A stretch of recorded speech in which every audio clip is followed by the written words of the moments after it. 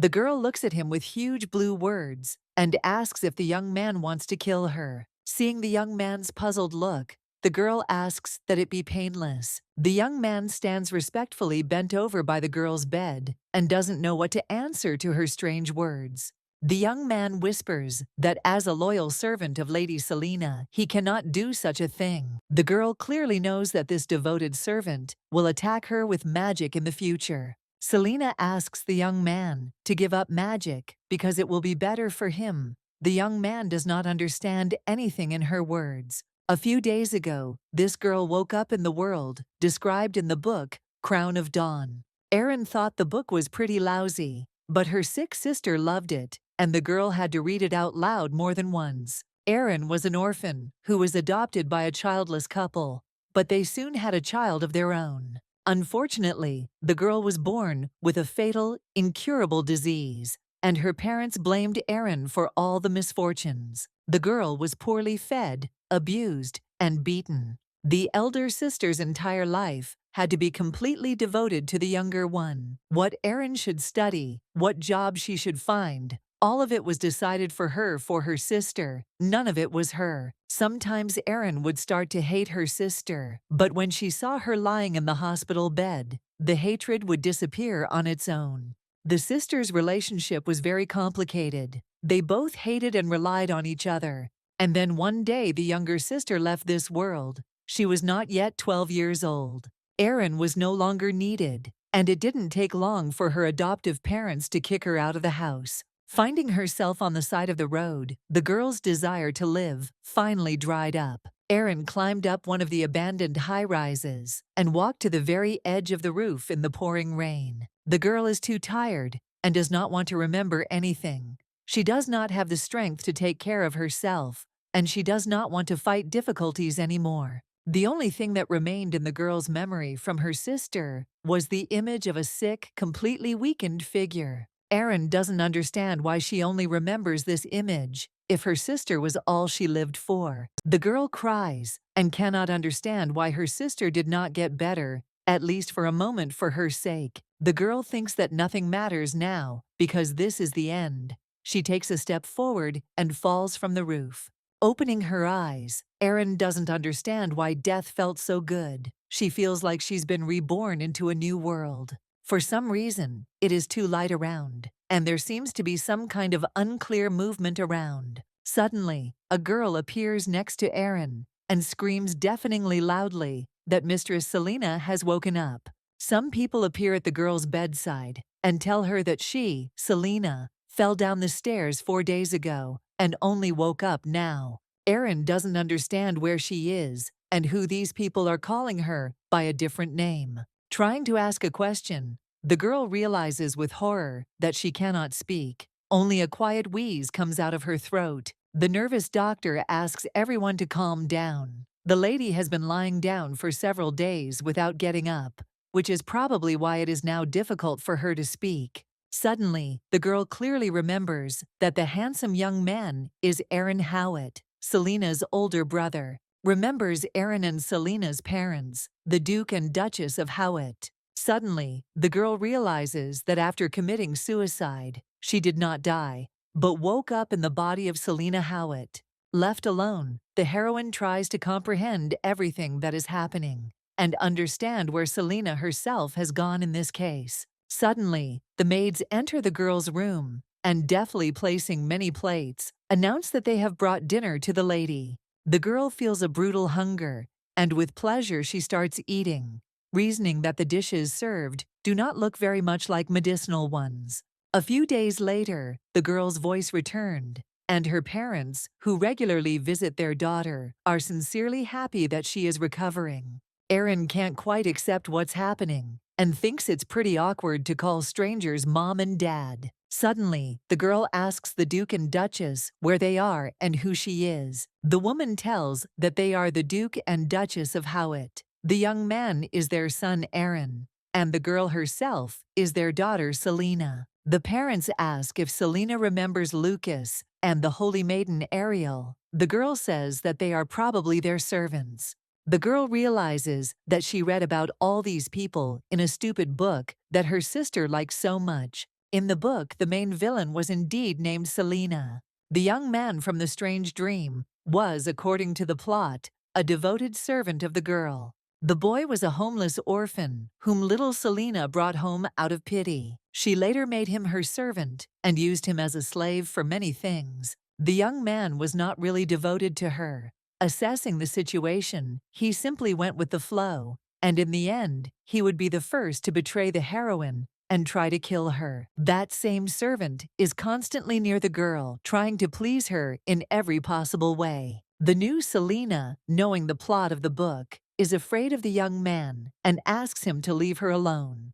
Left alone, the girl assesses the situation. She cannot believe that she has become Duchess Selena from the book. Book Selena was a real villain and a greedy woman who wanted everything she didn't have. The girl really wanted to get the duchy that Aaron was supposed to inherit. Selena lacked the talent to satisfy all her desires. The girl worked day and night, but it did not bring the desired result. Aaron, unlike his sister, was an outstanding student, and in everything else, her brother was also superior to Selena, which only made her anger grow. It didn't take long for the villainous Selena to start acting. Aaron was in love with the beautiful holy maiden Ariel, and the young people were getting ready to get married. Marriage would strengthen Aaron's position as heir, so Selena put up all sorts of obstacles to thwart their plans. Ariel's allies learned of the villain's insidious plans and ultimately imprisoned her. Selena failed to get what she wanted and went mad.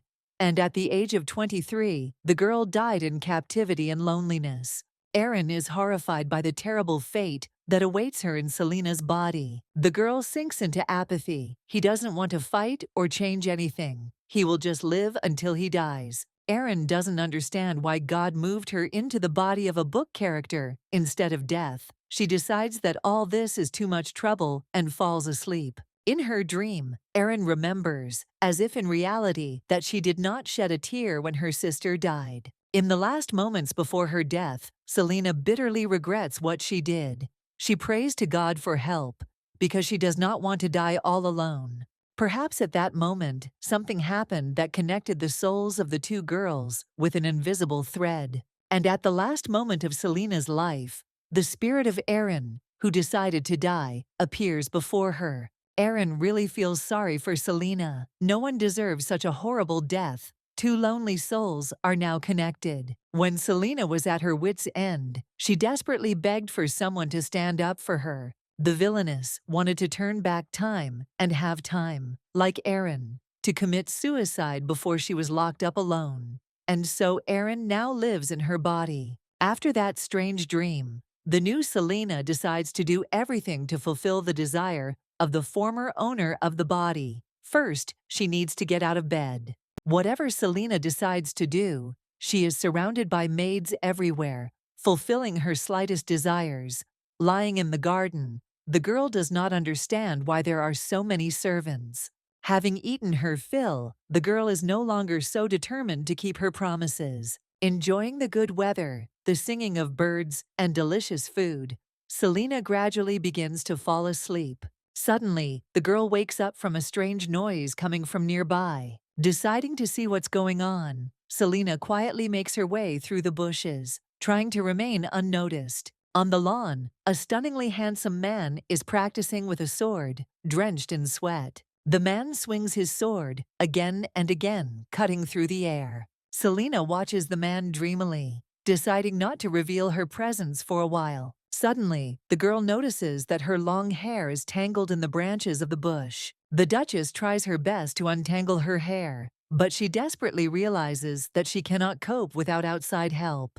The man suddenly hears a female voice calling out to him from behind the bushes. The hero, always ready for danger, became alert and, having prepared his sword, moved towards the voice. In the bushes, the man sees Selena lying on the ground, who embarrassedly admits that it was she who called him. The hero towers over the Duchess at full height and does not believe in the reality of what is happening. At this time, Selena's servant sits on the terrace of the castle and eats sweets, although, according to the orders of his parents, he should not leave the girl alone. Suddenly, the young man wonders why the lady decided to get rid of him. and hopes that nothing unexpected will happen to her. The man bows before the girl and asks for forgiveness for not hearing from him for so long. Selena, realizing the absurdity of the situation, distantly asks for help in untangling her too thin hair. Suddenly, the man starts laughing uncontrollably, unable to stop.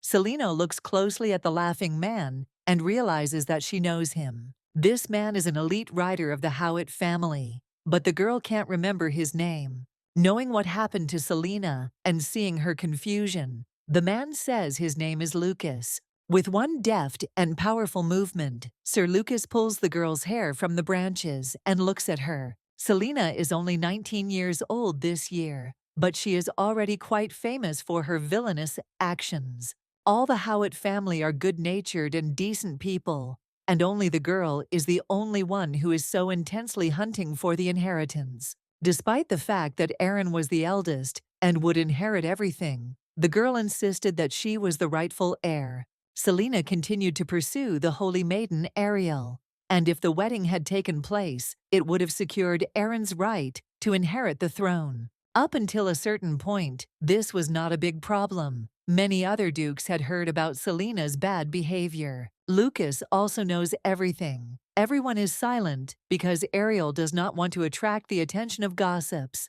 In the knight's opinion, Selena is completely unsuitable for the role of Duchess. Lucas notices that the girl looks surprisingly calm today. The man thinks that before losing her memory, the Duchess would have already been screaming and demanding that all these bushes be burned to the ground.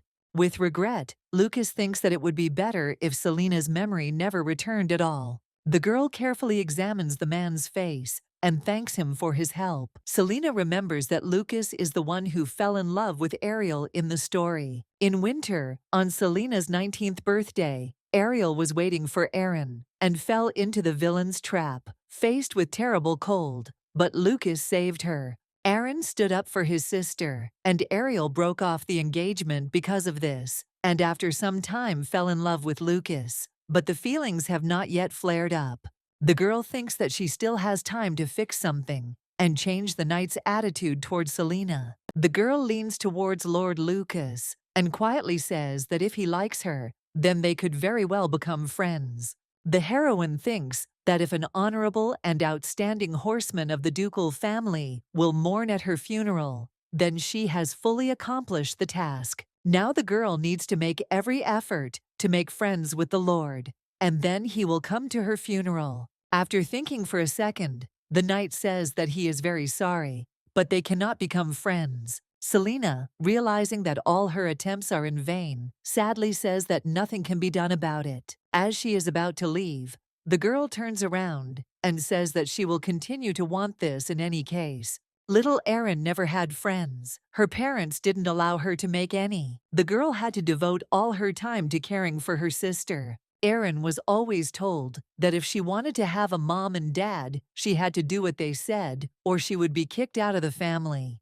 The girl sadly realizes that in her mind, she still calls those people her parents. Selena heads home and wonders how she had the courage to ask Sir Lucas to be her friend. As a child, Erin often played computer games in secret from her parents. There was one game that was popular among the girl's classmates, and they constantly discussed it. Erin knew nothing about it, but she started playing it with enthusiasm and immediately encountered a strong monster. From the very first attack of the monster, Erin's character was killed. The girl silently turned off the computer and never played that game again. As she climbs up to the chapel, Selena thinks that she now has a similar feeling, as if she has finally cooled off to everything. The girl, in despair, gives in and asks the real Selena for forgiveness for not being able to fulfill her request. Erin is sure that she won't be able to make people truly grieve at Selena's funeral. The girl reasons that in her past life, she couldn't do anything,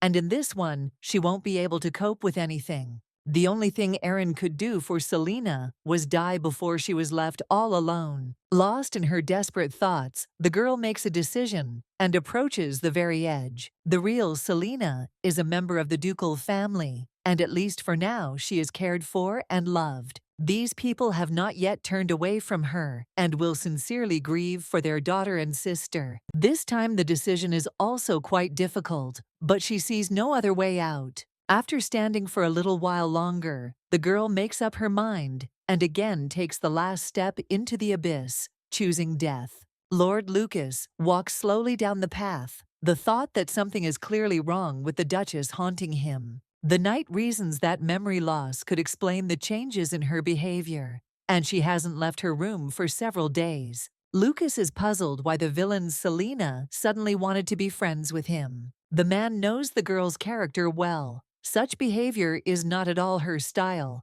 and she reacted to his refusal somehow too carelessly.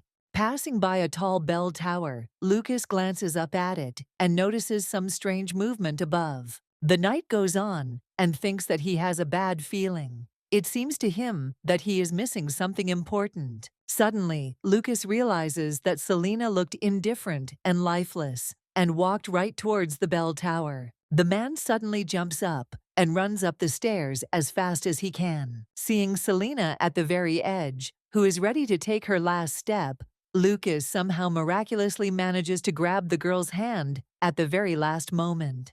With all his might, the knight pulls Selina by the hand and, holding her tightly to himself, pulls her away from the edge of the bell tower. The man is so shocked by Selina's actions that, feeling her closeness, he abruptly lets go of the girl and she falls to the floor. Selina looks at the lord with an indifferent look and asks why he was following her. Suddenly, Lucas clearly realizes what exactly Selina was going to do, and if he had been even a minute late, she would no longer be alive. The man gets down on one knee and quietly asks the girl if she decided to jump because he refused her friendship. The girl is silent, lost in her thoughts, but Lucas needs to hear the answer. Selina, looking at the man, thinks that he is a really good guy. The girl reflects that her actions may subject the knight to serious feelings of guilt for having contributed to her suicide. Realizing that she can't put all the blame on the man, Selina clearly states that he is not to blame for what happened.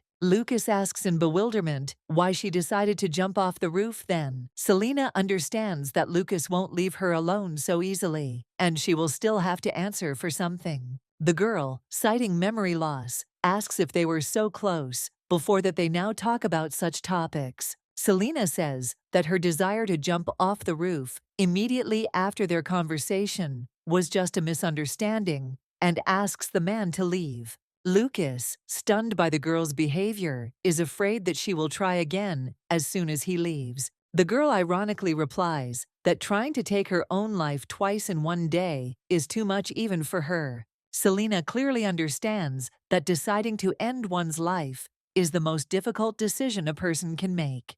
Noticeably limping after unexpectedly falling to the floor, the girl approaches the stairs and realizes that it will be very difficult to go down. Suddenly, Lucas, noticing the girl's problem, picks her up in his arms, intending to help at least with this. As he walks down the stairs with Selina in his arms, the man asks the girl not to climb up that bell tower again. Having delivered the Duchess to her chambers, Lucas regretfully tells the girl's parents about what happened, who are simply horrified by what happened. Suddenly, Duke Howard becomes ill and almost falls, but's caught in time by Lucas and his son. The upset father clutches his heart, but assures the boys that he will be fine. The Duke approaches Selina's bed, desperate that his only daughter could take such a step.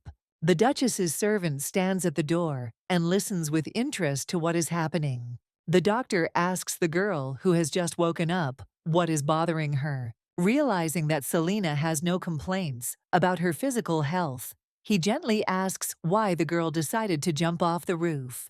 Not knowing how to explain to the doctor the true reason for her actions, the girl simply replies that everything is too much trouble. Having visited the girl's worried parents, the doctor states that the girl's physical health is in perfect order. The man continues that the girl looks worried and perhaps needs a change of scenery. Discussing their daughter's condition with the Dukes, the doctor says that stress and fatigue have had a major impact on the girl.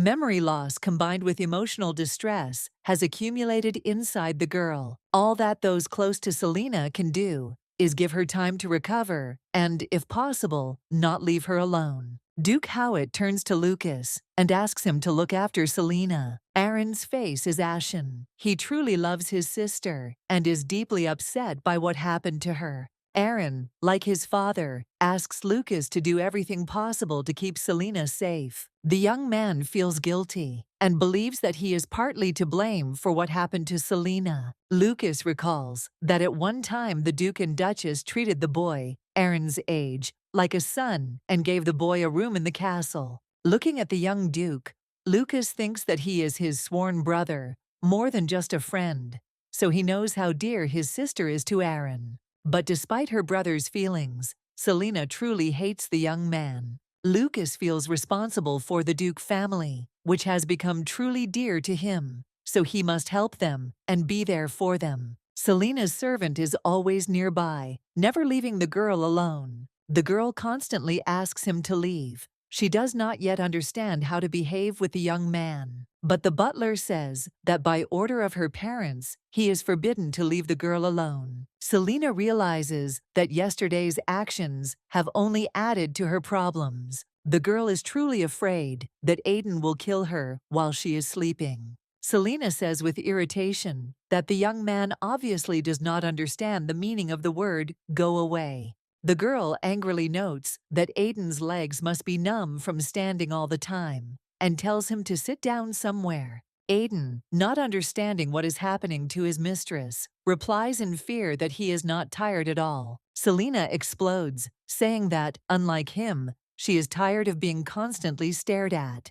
Turning to the wall, Selena realizes that this world is terribly boring. There are no interesting books, no internet, and to listen to music, you need to call an orchestra into the room. Suddenly, the girl seemed to have regained her spirit and decided that if everyone was developing a plan to save her, then she needed to come up with a plan to die. Death shouldn't be something pathetic. It should be something that she and the real Selena would like. Aiden looks sadly at the sleeping lady. What happened that she changed her attitude towards him so abruptly? The next morning, despite the beautiful weather, Selena is again gloomy and thinks that the reality around her is terrible. The girl notices that, as before, Aiden is still sitting in the chair near her bed. Lucas visits the girl's room every day as if it were his own home, which also greatly irritates the Duchess. Suddenly, Selena sits up in bed and announces that she wants to go outside, and both men immediately announce that they will go with her.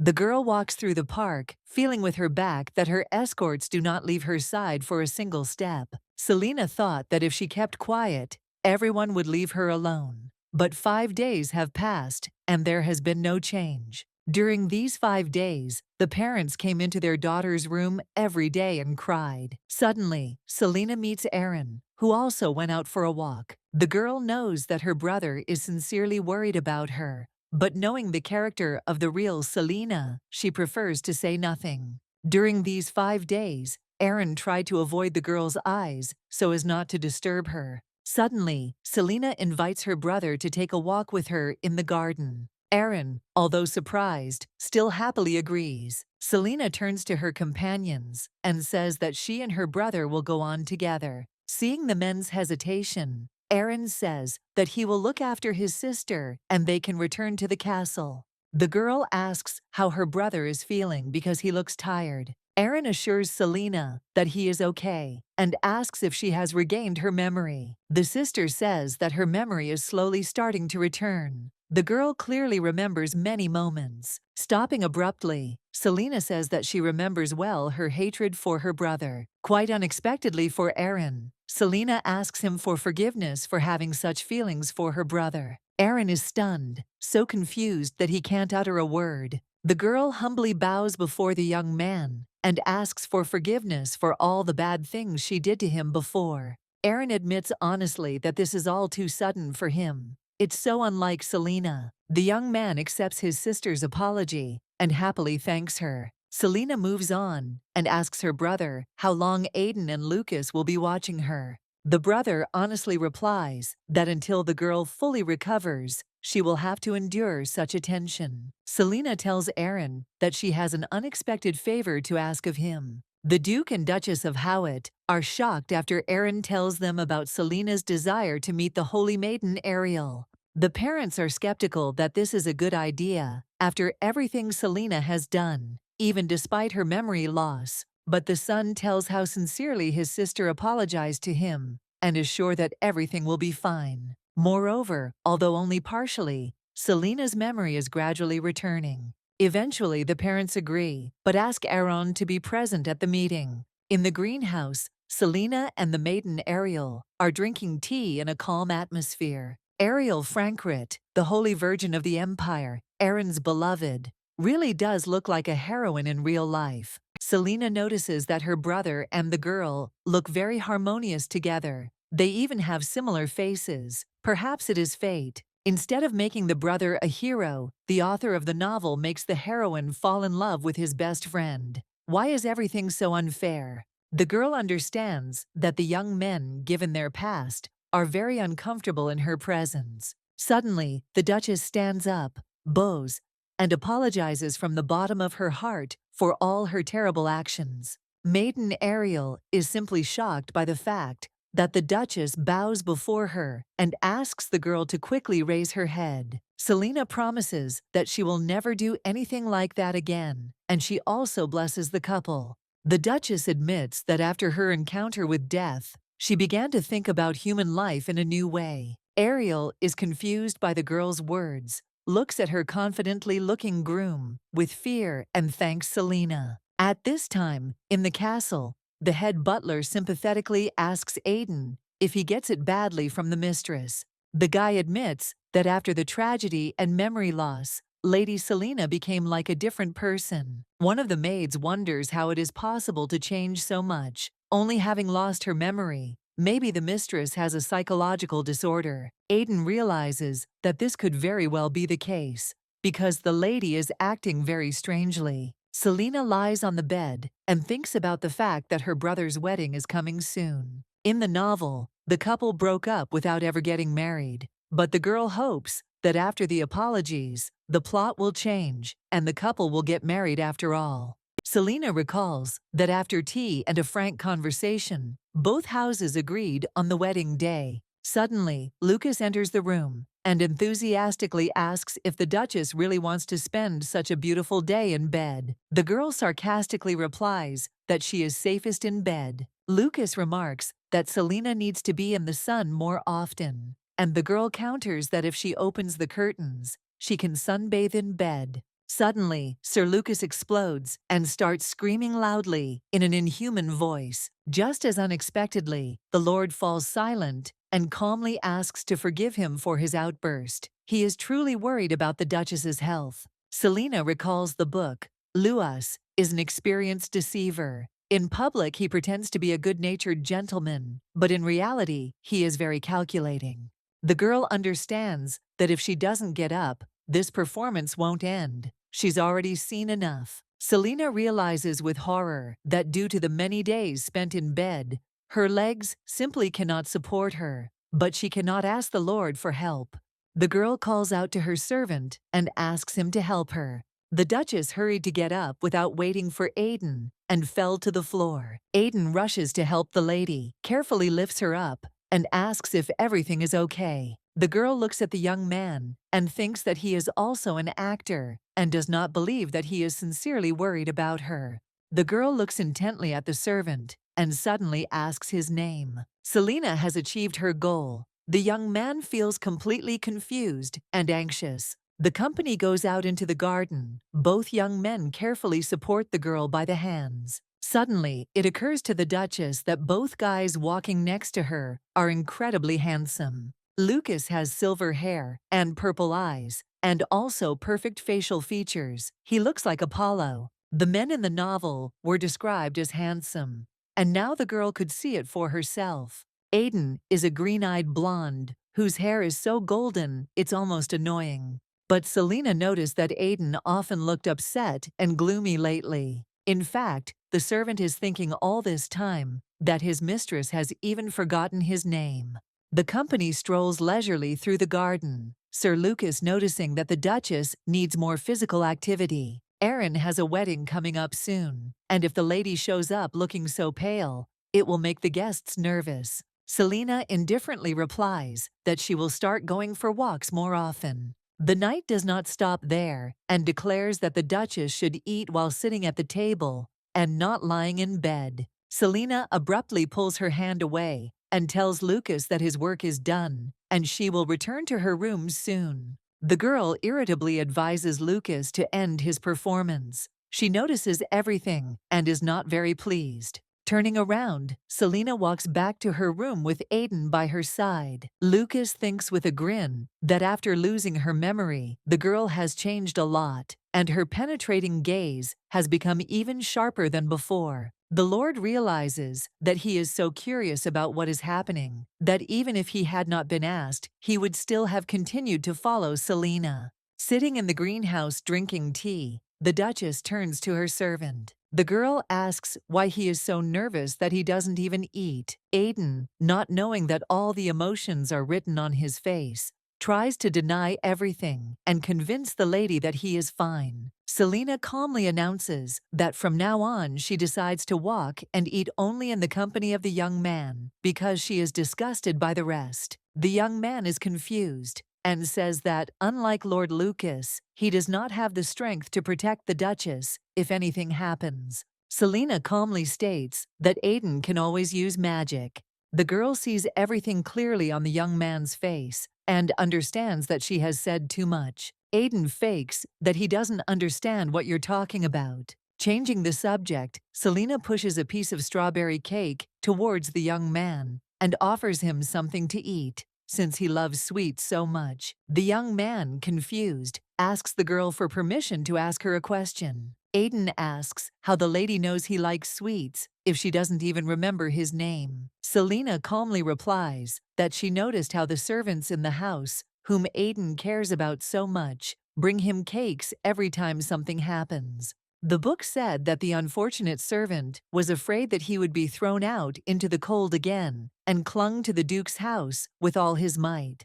Every time the lady mocked him, the servants of the ducal house pitied him. The young man was given high-class treats from the aristocrats' tables. The girl tries a piece of chocolate cake and suddenly freezes with a strange expression on her face. The young man asks his mistress in fear what is the matter. Selina recalls having tried cake once in her life when she was visiting her sister in the hospital, and she shared some cake with her. The girl ate the cake not because she liked it, but because her sister liked it. The girl sadly realizes that in her entire short real life, she has never become herself, with her own tastes and habits.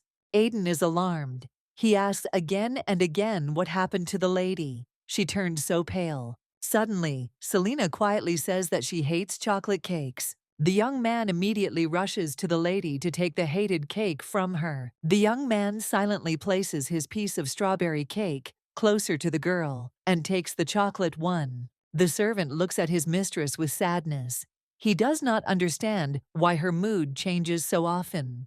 Sometimes she looks at him so strangely. Aiden thinks that ever since the lady woke up, she seemed to have left this world, looking like a grieving child. The Duchess, having tried the strawberry cake, says that it is the most delicious thing she has ever tasted. Aiden quietly says that if his mistress has brought cakes that she doesn't want to eat, she should call him. He will be happy to help her out. The maid opens the curtains, letting in bright sunlight, and loudly says that it is time for the mistress to wake up. The girl opens her eyes with difficulty. Getting up at 6 in the morning was not part of her plans. But the maid says that today is Aaron's wedding day, and they have very little time. Selina, lying in the bath, lazily thinks that it shouldn't take much time to get ready. After several hours of endless procedures, the Duchess realizes that she was very wrong about this. The newlyweds decided to hold the wedding ceremony not in the imperial palace,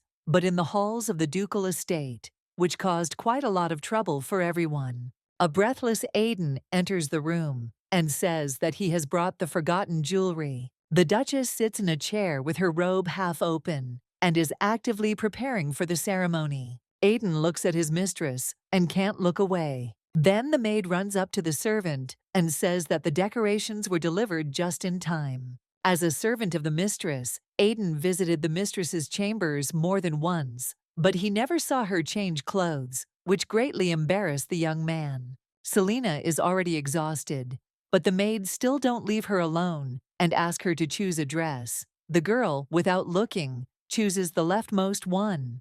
Now the maids insist on choosing shoes. The Duchess again chooses the leftmost ones without looking. It's really tiring. The girl has never dressed up like this before. And of course, she doesn't know how to choose from the abundance of everything. Finally, the girl looks at herself in the mirror and does not recognize this beautiful stranger. Selena thinks she will never get used to someone else's face, but at the same time, her own face has been completely erased from her memory. Suddenly, the girl wonders what the real Selena's expression usually was. The girl tries to smile mysteriously, but the resulting grimace frightens even her. Judging by the reaction of the maids, there is no point in grimacing when there are so many people around. Suddenly, Lord Lucas appears in the room, completely silently and unnoticed. Selena remarks with displeasure that in decent houses, it is customary to knock before entering. The Duchess recalls that on their last walk, she tried to tell Lucas that she did not need him to accompany her to the wedding. But the knight stubbornly replied that despite her words and hints,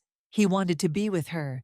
The girl said that she didn't want this, but in response, she heard that she had no choice. Selena thinks that at least Lucas has stopped pretending to be a gentleman. Every time they go for a walk, he appears out of nowhere and behaves in an intrusive and provocative manner. Finally, the maid says that the mistress is completely ready to go out. Selena looks at herself in the mirror. There is nothing to complain about. The reflection is truly perfect. The girl, pleased with her appearance, sincerely thanks the maids for their efforts. The girls leave the Duchess's chambers in bewilderment, quietly discussing that this is the first time the lady has praised and thanked them. Selena sarcastically asks Lucas why he came, since it is obvious that she will not be going for a walk today. The Lord politely replies that he has come unannounced and asks permission to accompany the lady to the wedding. Selena coldly informs him that she does not need Lucas to accompany her. She was going to ask Aiden to do it.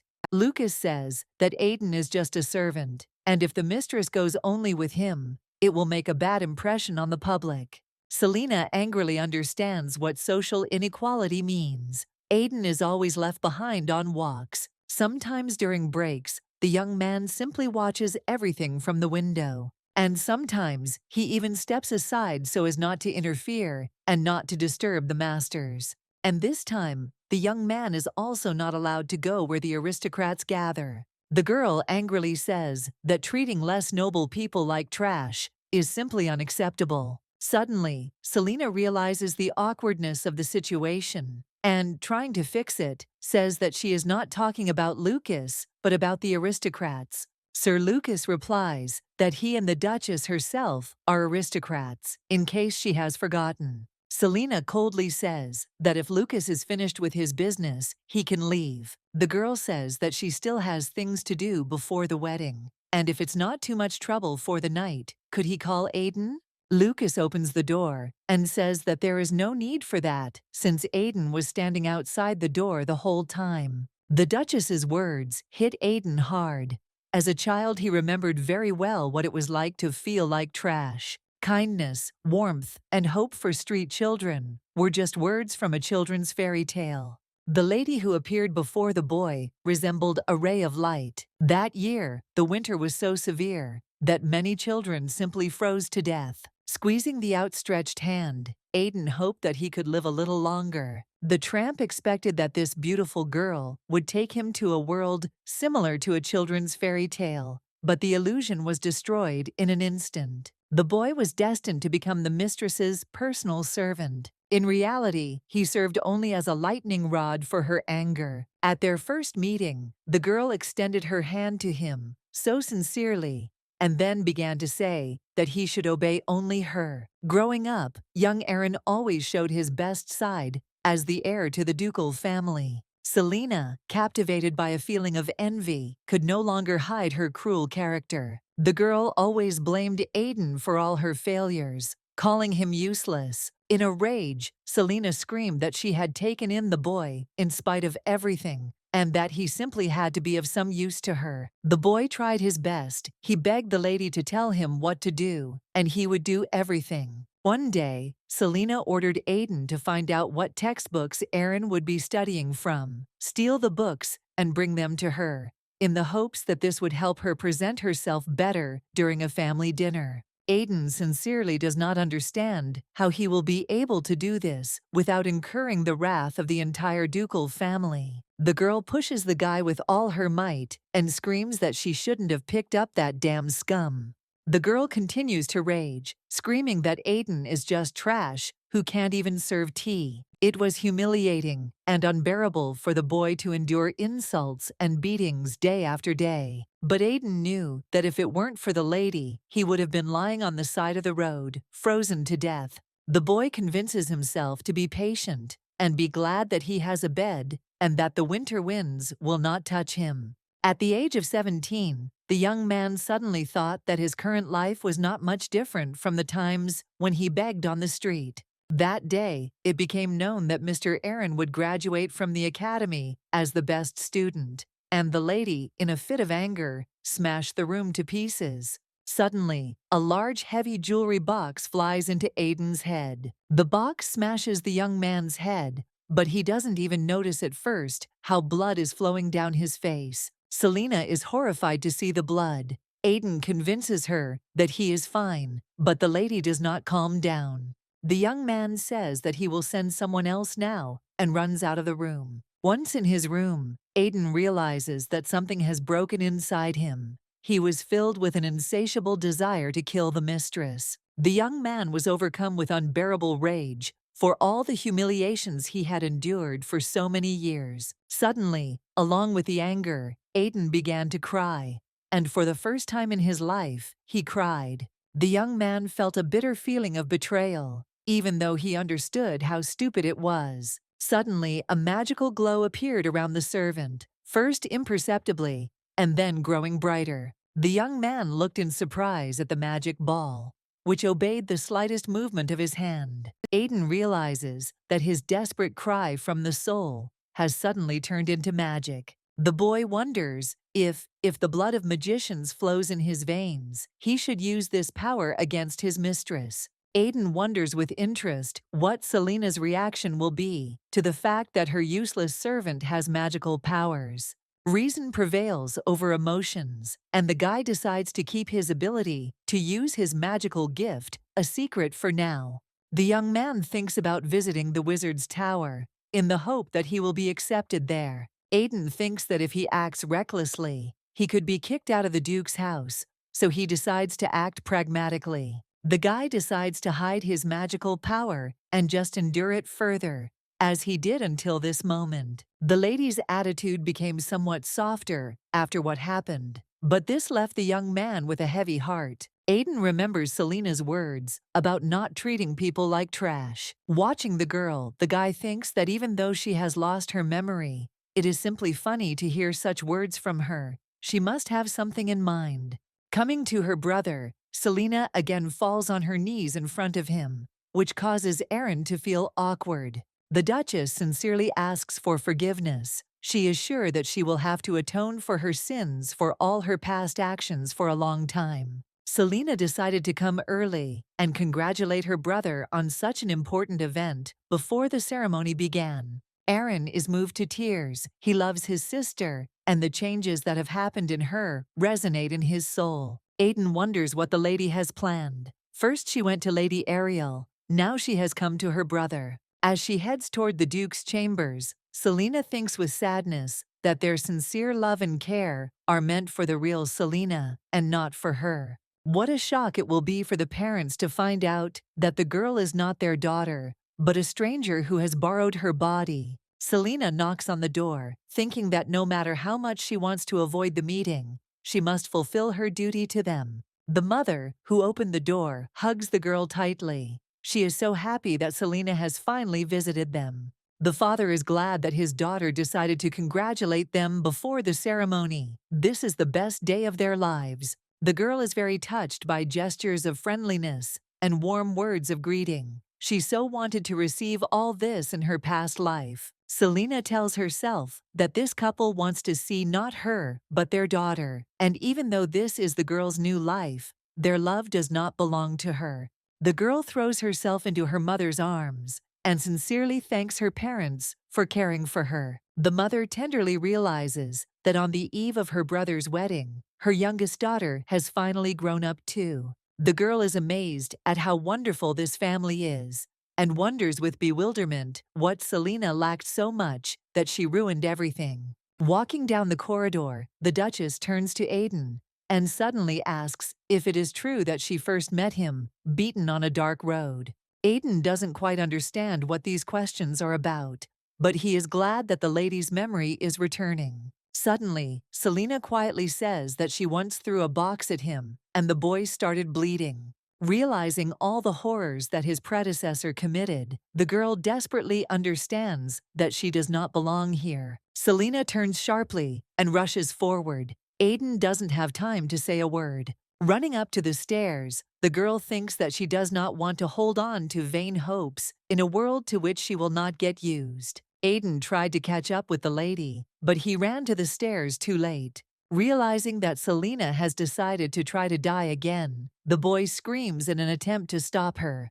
The guy rushes after her with all his might, trying to grab the girl by the hand. As she falls, Selena is surprised to see that despite Aiden's future attempts to kill her, he now looks terribly sad. The girl has resigned herself to her fate, but instead of being hit, she feels a strange sense of floating. Aiden, using his secret magical power, keeps the girl from falling. Having picked up the Duchess in his arms, the guy carefully and gently lowers her to the floor. The young man wants to ask if everything is okay with the lady, but she doesn't let him finish, covering her mouth with her hand. Selena asks in confusion why Aiden decided to save her. Suddenly, maids appear from all sides and ask in horror what happened to the mistress. Looking at her servant, Selena explains that she felt dizzy, but Aiden caught her in time. In her room, the Duchess notices that when the young man saved her, he used magic. Instead of answering, Aiden calls the maids to help the lady tidy herself up,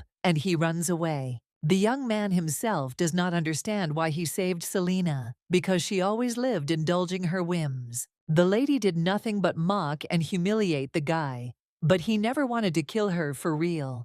At a desperate moment in his life, the girl extended a helping hand to the boy, and he will never be able to forget this, no matter what. Aiden runs into the mistress's room with the intention of telling her all his thoughts. At this moment, Lucas enters the room and says that he must escort the lady because the ceremony is beginning. The Lord notices that Selena's hair is disheveled and tells Aiden to call the maids. Lucas notices with suspicion that something is going on between the servant and the mistress. The guests continue to arrive. The orchestra plays wonderful music, and the tables are laden with food. Lucas leads Selena to the table where the family is seated and invites the Duchess to sit down. The head butler announces that the newlyweds will now appear before the guests and suggests greeting them with applause. The beautiful Aaron and the Holy Virgin Ariel appear before the audience, and the guests greet them with loud applause. The young Duke notices his sister sitting nearby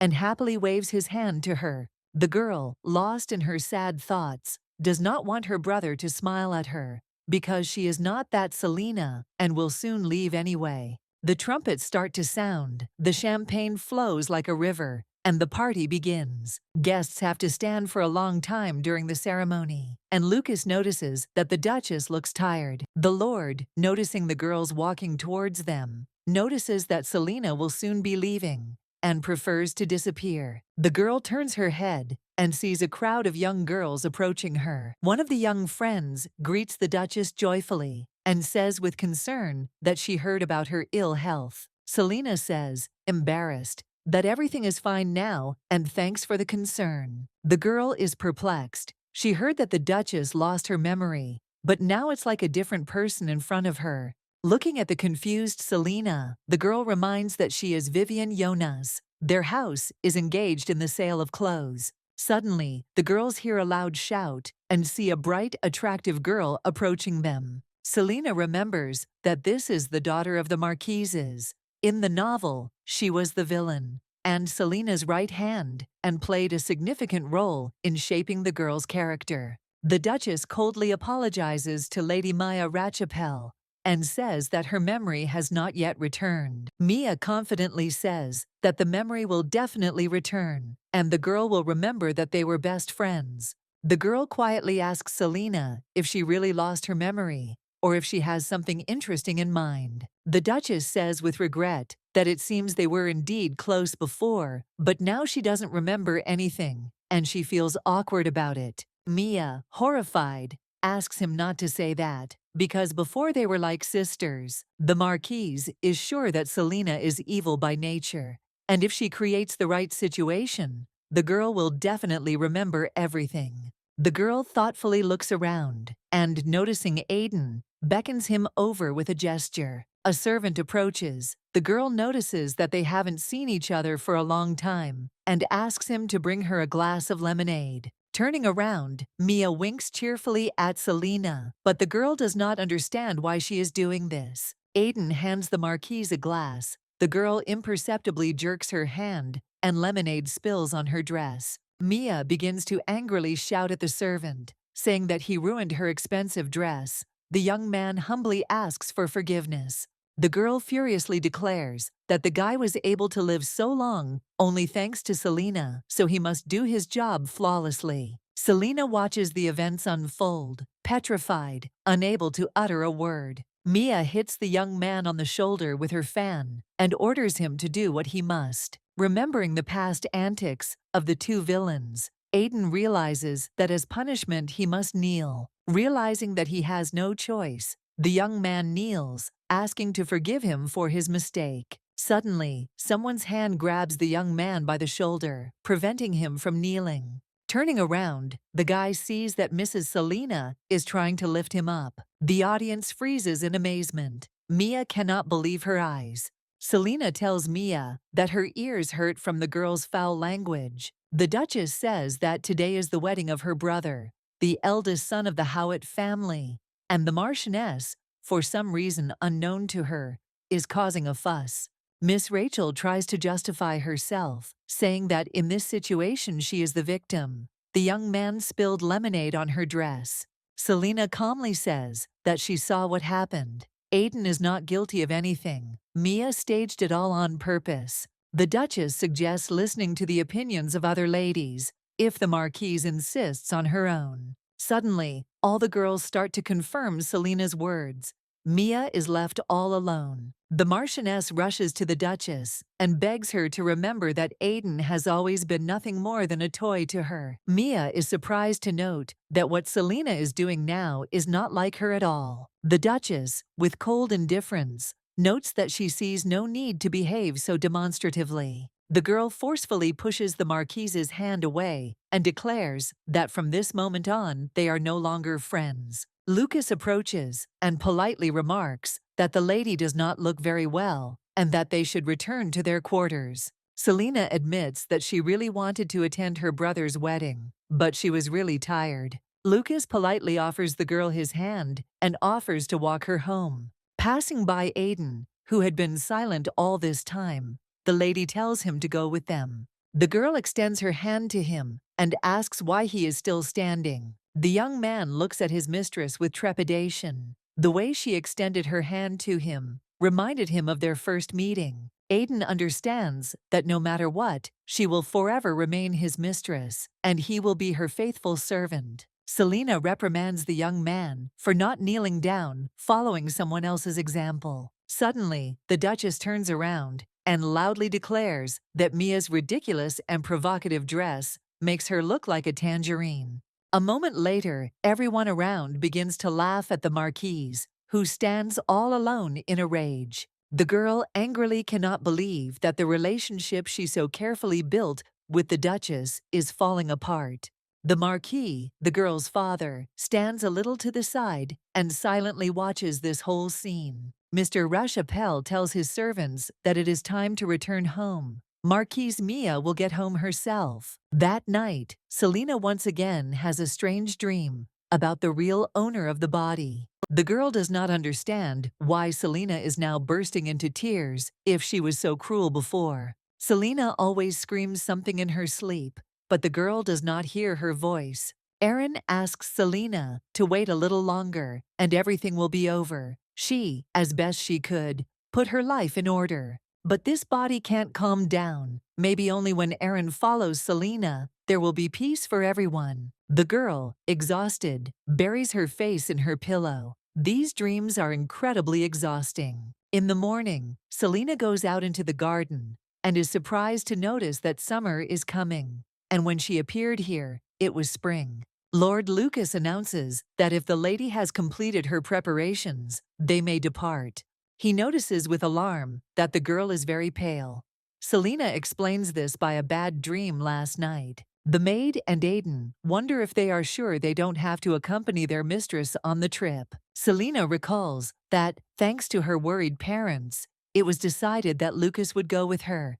Aiden is upset that he cannot go with his mistress and asks her to take care of herself. Lucas approaches the young man and asks him to tell the Dukes that he and the lady will return before it gets dark. Coming close to Aiden, the Lord says that the young man is like an open book, and if he does not want everyone around him to know, then he should control his emotions. Lucas advises the young man to be careful for the sake of his lady's honor and for his own sake. In the carriage, Selena notices that the knight has a strange expression on his face. It is unclear whether he is happy or feeling unwell. Lucas strangely replies that someone irritates him, but his own behavior irritates him even more. Selena, deciding not to get involved, says that everything will work out, and Lucas, despite everything, is still good. Suddenly, a stone falls under the carriage wheel. The girl is thrown onto the seat and hits herself quite noticeably. Lucas once again asks worriedly if everything is okay with the girl. Selena notices that almost every time they meet, the Lord asks this question. The knight laughingly replies that every time they meet, the girl really does not feel well. In the crowd, Selena is completely lost. Lucas hugs her and asks her to come to her senses. Seeing that the girl is in a really bad way, the man decides to urgently take her to a quieter place. The Duchess gradually comes to her senses and reflects that in a large crowd of strangers, she feels very ill. Lucas puts a wet handkerchief to Selena's face and says that this is why he asks the girl about her well-being every time they meet. The girl tells the Lord that recently he has been calling her simply by her name. He has stopped being respectful to her. Lucas from the novel, always amazed with his perfect manners, but for some reason now, he becomes more and more familiar with Selena. It suddenly dawns on Selena that Lord Lucas is obviously trying to befriend her. The man is embarrassed, but then admits that why not try to become friends. The Duchess wants to find a quiet and secluded place, suitable for her plans. Walking slowly, the girl notices a tall tower standing a little distance away. Lucas says it's the only clock tower in the duchy, but he won't let her go up there. Selena indifferently says that she didn't intend to. She doesn't think about any stupid things anymore. The Lord notes that the girl eats commoner food quite often, and this worries him. The girl thinks that before she didn't even have a choice. She ate whatever was given to her. Suddenly, behind the square where young people were walking, shouts of abuse were heard. A man yells at a boy for scratching his carriage and threatens him with a cane. Lucas notes with annoyance that wherever he goes, there are showdowns, and suggests that the Duchess leave before even more people gather. The girl does not listen to the Lord, asks if he will stand up for her if that man swings his cane at her. The knight assures Selena of his protection, but realizing that she is up to something, he tries to stop her. The girl cannot believe that she witnessed such a terrible sight, which reminded her of the past. Selena remembers her first meeting with Aiden and realizes that she simply cannot stay away. Before the Duchess's eyes stands such a proud but defenseless young man. Selena stands up for the boy and urges the man to stop. The coachman asks her abruptly who she is and demands that she mind her own business. Suddenly, Lucas approaches the coachman and advises him to watch his language. The man, having assessed the appearance of the young people, understands that they are aristocrats and justifies himself by saying that he simply wanted to teach a lesson. The coachman says that aristocrats must punish for mistakes, otherwise what will happen to the morality of society? The people standing around begin to whisper that the coachman himself was driving at great speed and almost hit the boy. Suddenly, Selina, who had been silent all this time, snatches the cane from the man's hands. In a rage, the girl hits the cane with her knee with all her might and breaks it in half. No one expected such a reaction from the Duchess. The coachman and Lucas watch her actions in amazement. Suddenly, the man attacks the girl with rage, shouting that Selina is an indecent girl and cannot be an aristocrat, threatening to call the guards. The girl calmly agrees and says that she will tell the guards that the man hit her on the knees with a cane. The Duchess explains that the coachman also wanted to shift the blame onto the boy, and she will simply do the same to him. Suddenly, Sir Lucas starts laughing uncontrollably, so hard that tears come to his eyes. The people standing around started to get indignant. The coachman was driving like crazy, almost hit a child, and everyone saw it. The people shout that they will stand on Selina's side and confirm her words to the guards. The Lord, wiping away his tears, ironically asks the coachman whether he will call the guard. The man is afraid to contact Lucas, says that he has urgent business, and hurries to get away from them.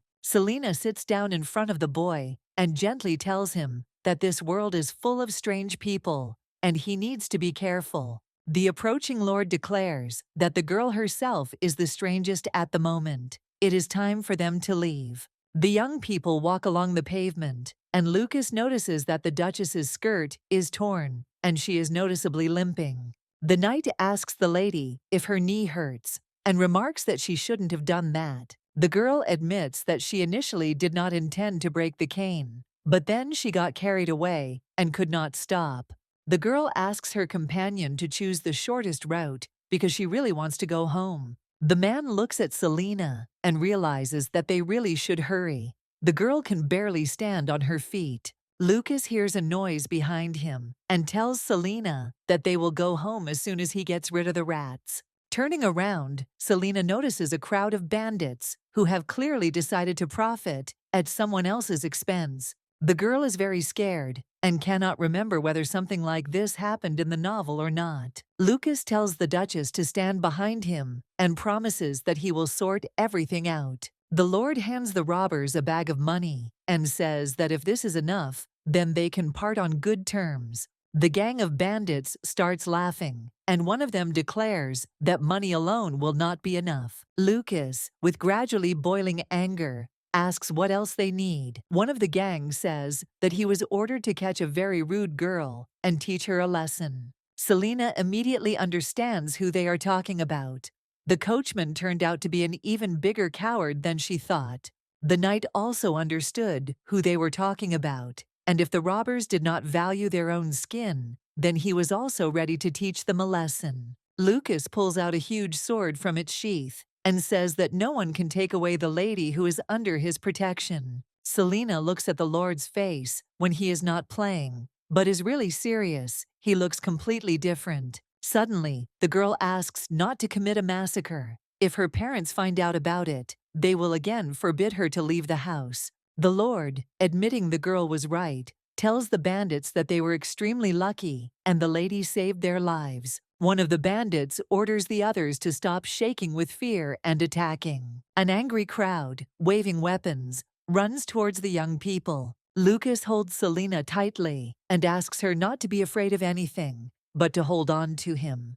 The Duchess closes her eyes in fear, and the Lord easily repels all attacks with one hand. Lucas, with a smug grin, tells the girl to hug him as tightly as possible and not let go. The robbers get excited and attack the couple as a crowd, hoping to take them not by quality, but by quantity. Meanwhile, in the castle, Jane chases the mouse and finally kills it with a blow from a shovel. Aiden hands the maid a bag and tells her to put the mouse in it, and he will take the bag out of the castle. Walking through the garden, the young man looks for a secluded place, hidden from prying eyes. After laying the unfortunate mouse on the ground, Aiden wants to test the power of his gift. After some time, the rodent comes to life and turns its head around in confusion. Aiden realizes that he still knows little about healing magic, and in the future, he wants to learn to control his powers. But then the young man remembers Lucas's words, that he is just a servant who does not know his place. The guy understands that he needs to pull himself together. The lady should not know anything about his feelings. Aiden doesn't care what the world says about him. But if Selena looks at him with disdain, he won't be able to stand it. Selena clutches the Lord's clothes frantically and thinks that it is not easy to hold on and not get in his way at the same time. The girl is surprised to notice that despite the rather intense battle, Lucas didn't even lose his breath. That's what a genius knight is.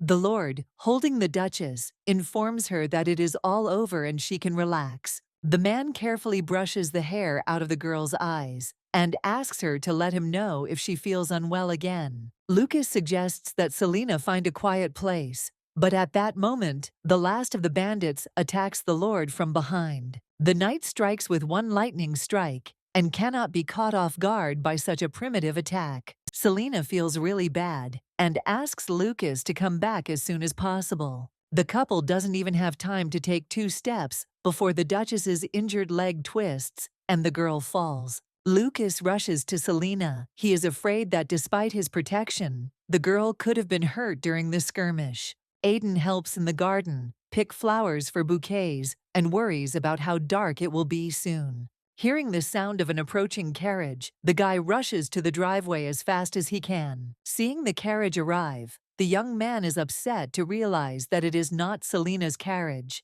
and is perplexed as to who has arrived. A man of very presentable appearance emerges from the carriage with a servant behind him. Aiden looks at the guest with surprise. The silver brooch, the indigo clothes, it all seems very familiar to him. One of the footmen tells the young man that a magician has come to their castle, and it looks like he is from the Imperial Magic Department. The butler greets Mr. Allegan and informs him that the Duke is expecting him. As the man passes the servants, he glances at them and notices a magical glow around one of them. The footman tells Aiden that every year people come to the castle to present new magical technologies, but this is the first time a mage himself has come. Mr. Allegan walks down the corridor and thinks about the interesting young man he noticed. The boy must have already noticed his potential. Lucas says with surprise that the Duchess broke her cane a long time ago, but her leg only started hurting now. Selena responds with embarrassment that she broke not only her cane, but also her knee. Suddenly, the Duchess decides to assess the extent of the injury and lifts her skirt above the knee. Lucas is horrified, shouting that Selena is an aristocrat. Such behavior is simply unacceptable. The girl calmly asks not to pay attention. She just needed to assess the condition of her knee. The girl's knee was very swollen, and a huge red and blue bruise formed. Lucas sees that the knee looks terrible. It should have started to hurt by now, which means the girl has been in pain all this time. Suddenly, a pleasant voice is heard next to the young people, asking for forgiveness for disturbing them. The young man says he heard about the girl's injury and thought he could help. Selena looks at the young man with interest. He is so pale and gloomy that he looks like a vampire. The young man introduces himself and says that his name is Jan and that he is a priest. Suddenly, Selena declares that if the priest can help her, she will be grateful to him. The young man places his hands on the girl's injured knee and begins to cast spells, and a mysterious magical light appears from under the priest's palms. After a few minutes, the young man removes his hands from the Duchess's legs, and there is no trace left of the bruise. The young men are so stunned by what they see that they cannot utter a word. They look at the girl's knee. Sitting in the carriage, Selena recalls the priest's words when they began to talk after his treatment. Ian saw the girl stand up for the child. He said that her determination to protect the weak, her kindness motivated him to continue his education. Lucas watches Selena thoughtfully. He does not understand why the girl has changed so much, because before everyone called her an indifferent monster. Now the Duchess apologizes for her mistakes and thinks about the feelings of other people. Now the girl helps the weak. Can a person change so much in an instant? The Lord thinks that another soul has moved into the girl. Otherwise, he cannot explain all these changes. But the most disturbing change is that Selena always has a completely empty look in her eyes. Noticing the girl staring at the clock tower, Lucas is struck by the realization that Selena wants to die. The Lord looks thoughtfully out the window and decides to do everything in his power to prevent Selena from dying. At night, Aiden tosses and turns and cannot fall asleep. The young man is overcome by disturbing thoughts. The young man remembers that the mage's emblem is a silver brooch, and their uniform is indigo. The Empire's mages have unquestionable respect among the people. They are called lords and are considered true aristocrats. The guy thinks about what they would say about someone like him. They probably treat common people differently. Aiden looks out the window, notices the moon in the sky, and thinks that the power of mana depends on its phase. The young man desperately does not understand where and why he received this magical power. Even decades later, Lucas can't forget that terrible sunset. Lord grew up in an ordinary but very happy family with caring parents. The boy loved his mother very much, but unfortunately, she was very ill. Lucas grew up in a family of fallen aristocrats. His father hid his status and went to work every day at dawn. The boy endured, no matter how cold or hungry he was. The only thing Lucas dreamed of was that his mother would not die from illness and leave him alone. Mom took him into her bed and promised to try to get better. The boy quickly learned what the world was really like. He learned that his family was impoverished because his aunt stole all their property. If Lucas's family had money, his mother could have been cured. The boy's father volunteered to join his uncle Hunter's monster fighting squad. The boy's mother tried to dissuade her husband from such dangerous service, but the man explained that if he went to the battlefield, the count would help with the costs of treatment. The father promises his son that he will definitely return soon, and the boy must look after his mother. But after 3 months, no one helped with the treatment. The boy in despair knocked on his aunt's door, asking for help. Opening the door slightly, the aunt threw Lucas a bag of money and threatened to break his arms if he knocked on their door once. The boy, with tears in his eyes, collected the pitiful coins and tried not to think about what he would do next. Suddenly, Lucas realizes that the sun is already setting, and he still needs to get to the hospital. But at the hospital, the doors were slammed in the boy's face, and they said he didn't have enough money. Lucas walks slowly towards the house, thinking that no one wants to help them, but he simply has to do something. When he goes to see his mother, the boy realizes that without medication, she has become completely weak and cannot even speak. Suddenly, the boy's mother begins to cough up blood violently, and after a few moments, she falls silent forever. Lucas, in horror, persuades his mother to wake up and not leave him alone, because he is very scared. Having somehow buried his mother, the boy sat motionless at her bedside for several days. A few days later, the door opened and his father entered the room. The boy threw himself into his arms with relief. After crying for several hours on his father's shoulder, the boy wants to take his hand, but realizes that instead of a limb, his father has an empty sleeve. It was from that day on that Lucas decided that no matter what, he would survive in this fucking world. Duke Howitt became a reliable support for the boy in gratitude for the fact that Lucas's father sacrificed his hand to save his life. Lucas no longer trusted people and began to hide behind a mask to protect himself from this cruel world. But only to the Howitt family could the man swear allegiance with all his heart. Aaron enters Lucas's room with a bottle of wine and says that he couldn't pass by when he saw the light in his chambers. Aaron laughs and says it's important to have a friend who's willing to have a drink with him at any time. Lucas stands up and thoughtfully admits to his friend that he can't stop thinking about Selena. Aaron says sadly that his sister seems carefree, eats, sleeps, walks. But the man can't shake the feeling that she could just disappear. The young Duke admits that he wants to see his sister with her head held high, but has no idea what he can do to make this happen. Lucas approaches his friend, puts his hand on his shoulder, and asks if he knows a priest named Jan. After hearing the story of today's events, Aaron enthusiastically exclaims that with his help, they will be able to heal the hole in Selena's heart.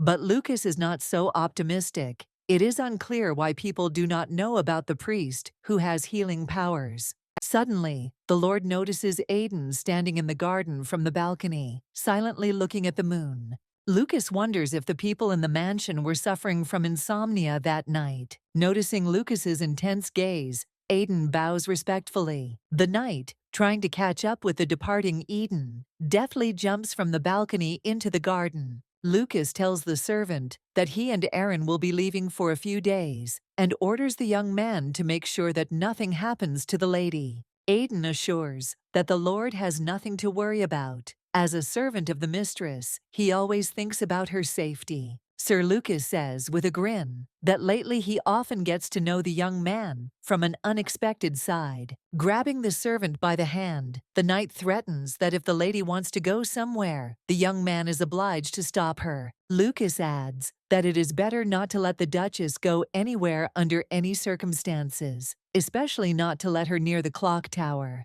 Aiden forcefully pulls his hand away and assures that he understands everything. The next morning, Aaron says goodbye to his sister and asks her to take care of her health. Selena thinks with longing that this is the last time she will see her brother, who will sincerely love her until the end. The sister gently takes her brother by the hands, trying to make sure that he doesn't notice her true feelings, doesn't notice that she is truly saying goodbye. Suddenly, Lucas brazenly grabs Selena's hand and tells her that it's time for them to go.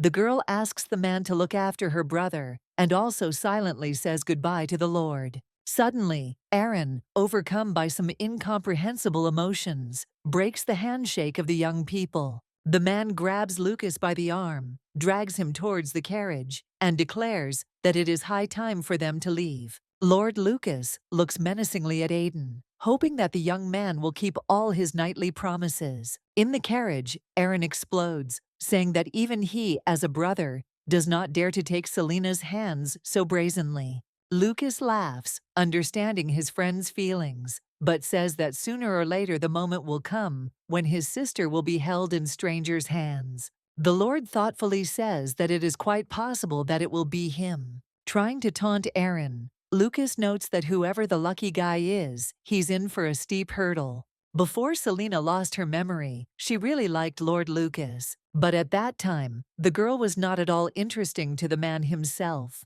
The way Selena changed after the tragedy somehow affected Lucas and made him change his mind about her. Aaron seriously says that although he is ready to give his life for his sworn brother, he will not give Selena to him. The young Duke knows the anger and loneliness that are tearing Lucas apart from within, and Selena needs a calm man who will make her smile. Lucas himself also needs a girl who can heal his emotional wounds. Sitting at the table, Selena sorts through a mountain of invitations that arrived after her brother's wedding. Lady Jonas sent an invitation to an evening in the rose garden. The girl asks Aiden in bewilderment what it is. The young man explains that this is a tea party that takes place in the summer, just when roses are in bloom. Selena says thoughtfully that it sounds quite interesting. After some time, the Duchess announces to Aiden, who has come in, that the two of them are going to the rose evening.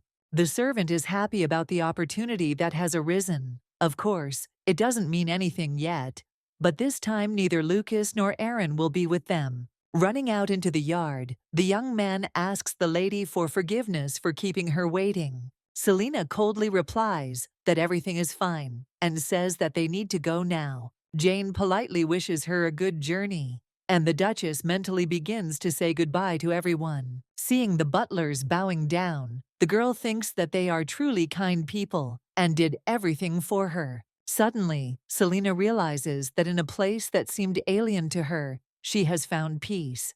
Remembering her parents, Selena reflects that these people were able to show her what it was like to be loved and to love. In the carriage, the girl opens her eyes and sees Aiden hovering over her, trying to protect her from the bright sun with his hand. The Duchess suddenly grabs the young man by the hand, sits him down next to her, and remarks that by sitting next to her, it will be easier for him to block out the sun with his shadow.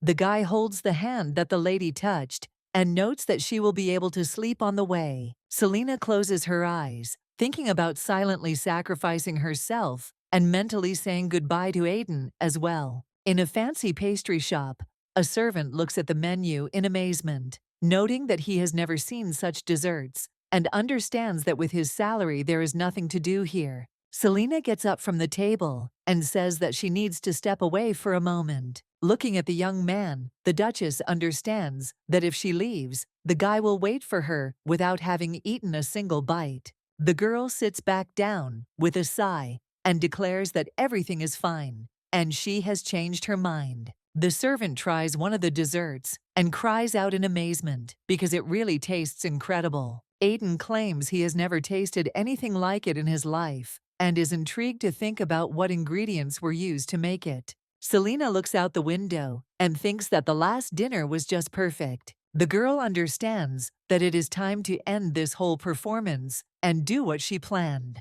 Suddenly, Aiden notices the chocolate cake and says, upset, that he shouldn't have ordered it because the lady doesn't like it. Deciding to wait a little longer, Selena says that the servant did nothing wrong and can eat the dessert himself. The young man declares that if he eats the chocolate cake, the lady must also try something. The Duchess notices that Aiden is simply glowing with happiness compared to how he looks at the estate. The young man sheepishly asks for forgiveness and states that he must have relaxed too much. The girl wonders what the servant is going to do next. He won't work in the estate all his life. The Duchess remarks that he needs to find something he enjoys, such as opening a pastry shop.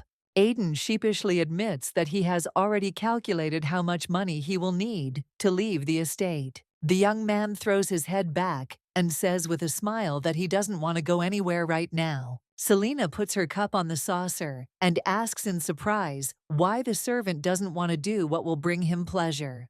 Aiden gets up from the table and says that now he wants to serve his mistress. Pouring tea for the girl, the guy says that until the Duchess becomes independent enough, he will not go anywhere. Selena calmly notes that, judging by the young man's words, if she weren't there, he would have already been doing what he loved. Suddenly, the girl hears the clock tower ringing and realizes that there is no point in delaying any further. Aiden stands up and notices that they have to go. They are already waiting in the pink velvet salon. The girl regretfully realizes that time flies too quickly, but there is no turning back. The couple approaches a clothing store owned by the Jonas family, and the Duchess is greeted joyfully by Vivian.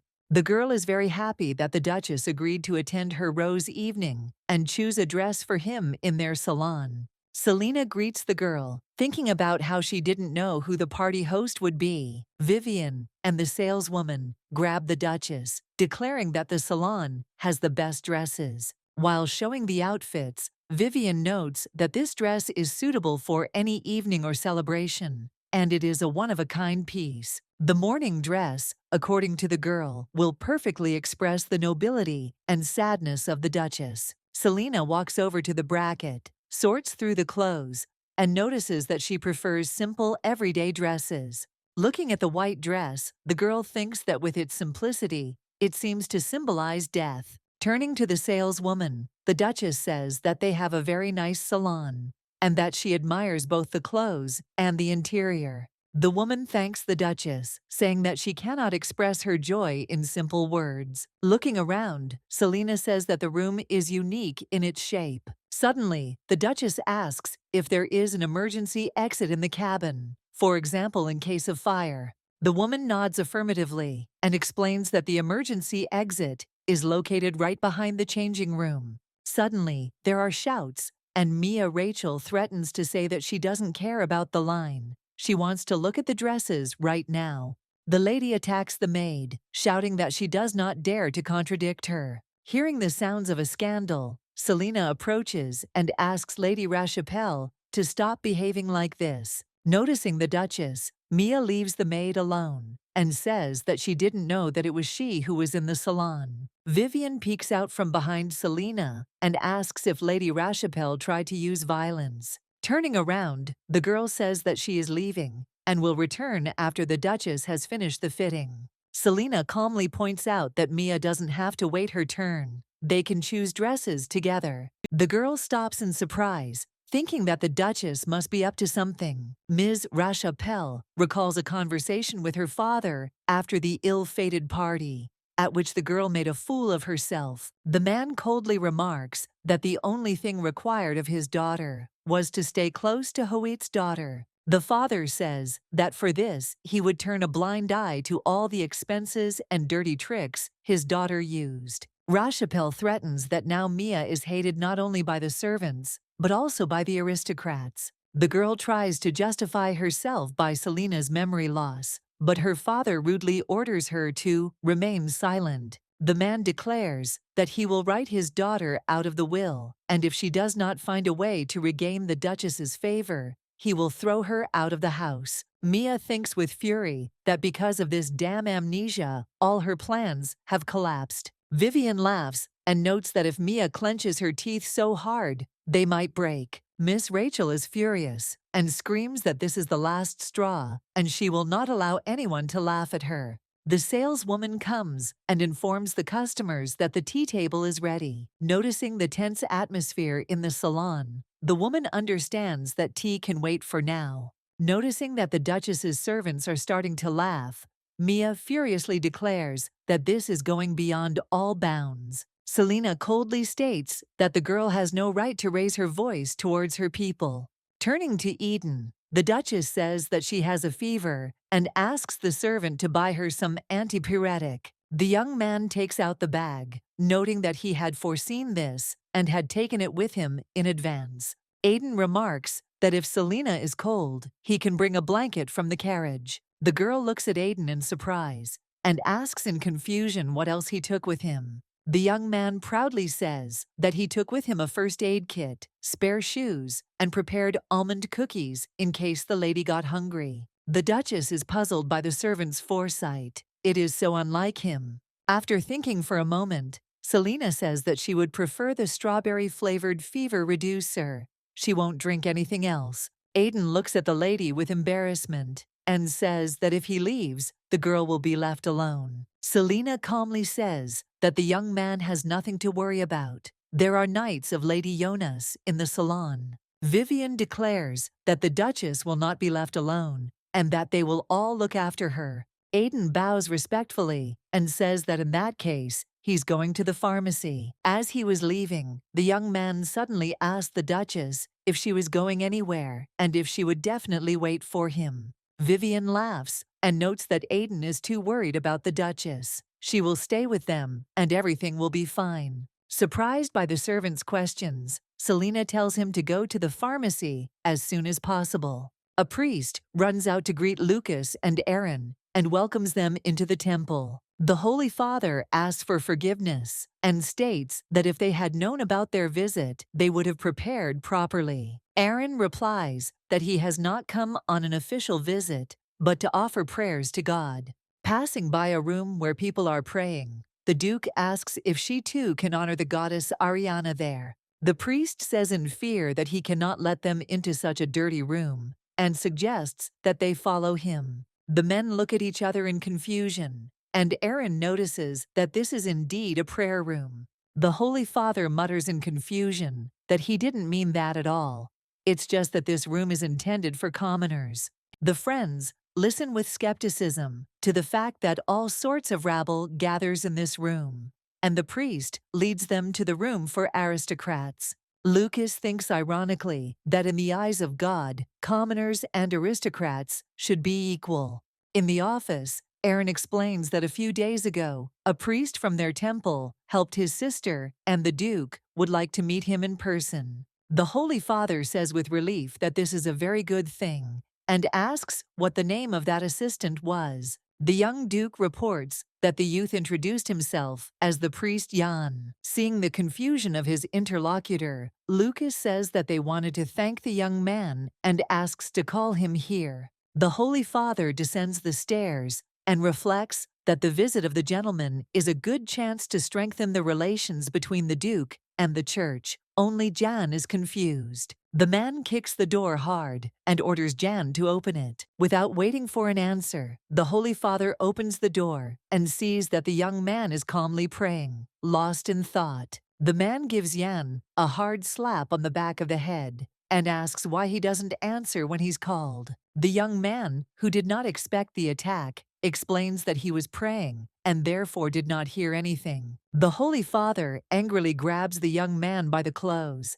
and asks if the boy really decided to pretend to be so serious. The priest says that two respected aristocrats want to see him, orders him to change clothes and follow him. The Holy Father brings in the humble Jan and asks for forgiveness for the fact that the gentleman had to wait. Lucas immediately recognizes the young man and joyfully greets the one who helped him and Selina. Jan looks at the Lord in surprise and remembers that he is that knight. The Holy Father pounces on the young man and shouts that he must greet the gentleman properly. Lucas coldly states that they would like to speak privately with Janomi and asks the priest to leave them. The Holy Father assures that Jan is still too inexperienced, so he must stay. The Lord looks at the man menacingly and calmly remarks that he doesn't like to repeat himself twice. The Holy Father mutters in fear that the gentlemen can talk as much as they want, but he is already leaving them. As he passes by Jan, the man orders him to show due respect to such distinguished guests. Roughly squeezing the young man's shoulder, the priest warns him not to dare dishonor the name and honor of their church. Lucas looks at what is happening with bewilderment and thinks that Jan is clearly not liked here, even despite his abilities. The Lord recalls Duke Howard saying that the amazing young man could be very useful to Selina. The man asks Aaron and Lucas to invite the priest to their estate. They must recruit talented people before others do. Aaron warmly thanks the young man for curing his sister's leg. Jan replies that anyone in his place would have done the same. But the young duchess struck him to the depths of his soul. The young man remembers how the girl sacrificed herself to save the child, and even the thugs did not scare her. Aaron, in a rage, attacks Lucas, who only said that Selina simply fell. Meanwhile, the pharmacist tells Aiden in surprise that there is no strawberry-flavored fever reducer. The out-of-breath young man wearily asks if there is such a medicine in other pharmacies. The pharmacist laughingly notes that the guy serves a very fastidious aristocrat, and such a medicine simply does not exist. Stepping outside, Aiden stops in confusion and wonders why he can't shake the feeling of anxiety. The servant understands that something is clearly wrong and starts running, thinking that he needs to return as soon as possible. Vivian looks through the catalog and is delighted to notice that all the designs seem to have been tailored specifically for Selina. Mia sighs and says dismissively that Miss Jonas is just a suck-up. While the two girls are having a heart-to-heart argument, Selina decides to try on a dress that caught her eye. The saleswoman wants to help the Duchess, but she says that she will go alone and advises to help the quarreling girls. After changing in the locker room, Selina looks at herself in the mirror and realizes that everything is now ready for her plan. Having opened the emergency exit door, the girl resolutely exits the car.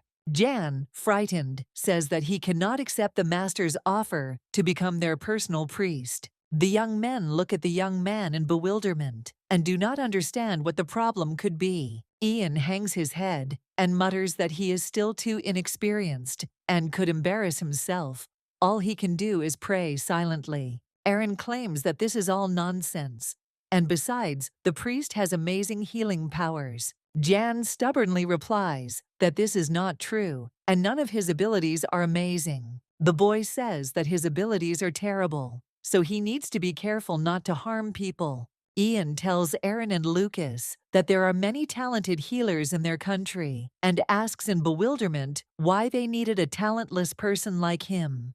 The young men do not understand why the young man treats himself this way, and it is obvious that he is not liked in the church. Aaron sadly tells Ian that his sister is very ill, and the doctors cannot help her. The young man asks in surprise what kind of illness has overcome the Duchess, since she cannot be cured. The Duke says that Selina is like fragile glass that is about to break, and he begs Jan to help her. The chief butler asks the Duke if he ordered 4 knights to accompany the young lady. The Duke, not understanding where the servant was heading, replies that he did indeed give such an order. The butler sheepishly reports that the lady slipped past the knights and escaped. The Duke jumps up in fright and hears that the lady has left before the knights were given the order. The servant asks for forgiveness. He saw Selina with Aidan and thought that everything was fine, so he did not stop them. Father orders that the knights be gathered immediately and that Selina be found at all costs. The Duchess hears the orders being given with horror, and her heart is squeezed with a bad feeling. Aidan runs into the salon and asks where the Duchess is. The saleswoman replies that the girl went to the fitting room. Suddenly, the woman looks at her watch and realizes that the lady has been very late in the locker room. Aidan's face changes, and he screams that the saleswoman immediately took him to the fitting room. Having pulled back the curtains, the servant and saleswoman look in amazement at the absolutely empty dressing room. The young man despairingly thinks that it is his fault, because Sir Lucas warned him not to take his eyes off the girl. Remembering the Lord's words about the clock tower, Aidan pushes the woman away and rushes to the exit. The young man opens the emergency exit door and looks around the street in alarm. Turning around, Aidan asks to immediately send someone to the estate and tell them that the lady has gone to the clock tower. The young man says that rumors cannot be allowed to spread, and he is counting on the woman for this. Jumping out into the street, the servant starts running with all his might, praying that he won't be late. Aidan is in such a hurry, lost in his thoughts, that he doesn't notice the cart with apples and trips falling to the ground. Ignoring his bruised knee, the young man continues to run, thinking only about his mistress waiting for him. Walking to the tower, Selina thinks that this time everything is exactly the same. In the last minutes of her life, she thinks only about her sister. The girl remembers how she came to visit her sister in the hospital, and her sister again asked her to read her favorite book. Having heard the refusal, the girl starts to cry that no one cares about her, and she just hangs around these white walls all day long. Hugging and calming her sister, Erin assures her that she will now do everything she asks of her. The girl remembers that her sister always needed her and called her when she was feeling bad. Selina hopes that her sister is doing well, and when they meet, she will have a lot to tell her. The Duchess climbs the stairs with difficulty, looking up in despair, thinking that the tower is too high. The girl hits her knee in anger and understands that she cannot stop until she is found. Aidan runs into the tower and stops in front of the stairs, trying to catch his breath. Having reached the top, the young man stops hesitantly in front of the half-open door. A moment later, the servant suddenly throws open the door and runs inside, loudly calling for the mistress. Selina sits calmly and imperturbably on the window, looking out over the surroundings. Aidan desperately begs the Duchess to get down from the window, but the girl calmly warns him not to come near.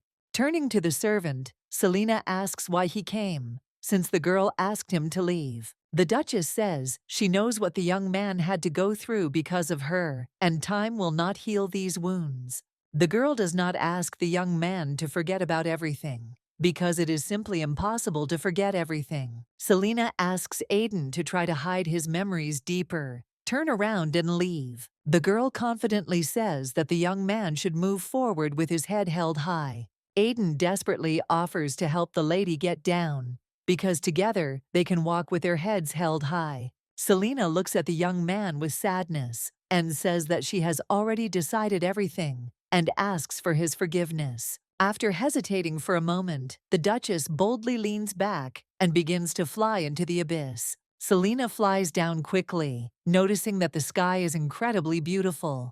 Jane diligently wipes the shelves, thinking that before the mistress returns, she needs to polish everything until it shines. The girl turns awkwardly, hits the Duchess's favorite vase with her elbow, and it falls to the floor, breaking into pieces. Aiden runs to the window without thinking and jumps over the barrier, thinking only about the fact that he must make it in time. Extending his hand after the Duchess, the young man wants to use all of his mana, which he has accumulated over 2 months. A powerful beam of magical light bursts from the servant's hand and is directed at the girl. Selena's body is enveloped in magical waves, and her rapid fall stops. Aiden grabs the lady into his arms and holds her tightly. Flying through the dense tree canopy, the pair hit the ground and roll to the side. The badly injured young man tries to get to his feet and reach Selena, who is lying nearby. The wounded girl is covered in blood. She lies on the ground and shows no signs of life. Looking at Selena, an exhausted Aiden realizes that all his mana was not enough to save her. The young man bursts into tears and thinks in despair that he doesn't even know how to use this damn magic and couldn't save what's most precious to him. The Duke and his knights search the forest and finally come across Aiden, who is sitting next to Selena. The father, noticing his lifeless daughter, stretches out his hand to her with a cry of horror. The Duke clutches his bloodied daughter to him, unable to contain the despair that overwhelms him. Suddenly, the man hears a quiet sigh coming from the girl's chest and realizes that Selena is still alive. The Duke shouts for a dove to be sent to Aaron immediately, who must urgently bring a priest with healing powers. Aiden stands up abruptly, unable to believe that his mistress is still alive. With the last of his strength, holding his wounded shoulder, the young man slowly approaches the Duke and says that he himself will go to the temple and bring the priest. Aiden tries to focus on his destination. He's not sure he can do it, but he has to do his best. Duke Howitt looks in surprise at the place where the servant stood a second ago, and now only a magical trace sparkles. Aiden thinks he hears Aaron's voice, and the boy tries to follow his voice. In the office, Aaron, Lucas, and Ian turn around in surprise as a magical light fills the room. Lucas runs up to Aiden and asks why he is here and in such a state. The young man says with difficulty that the lady may die and they urgently need help. In the castle, all the servants are running frantically, preparing everything that the doctor requires. The doctor says that the first thing to do is to stop the bleeding, but he can't do it.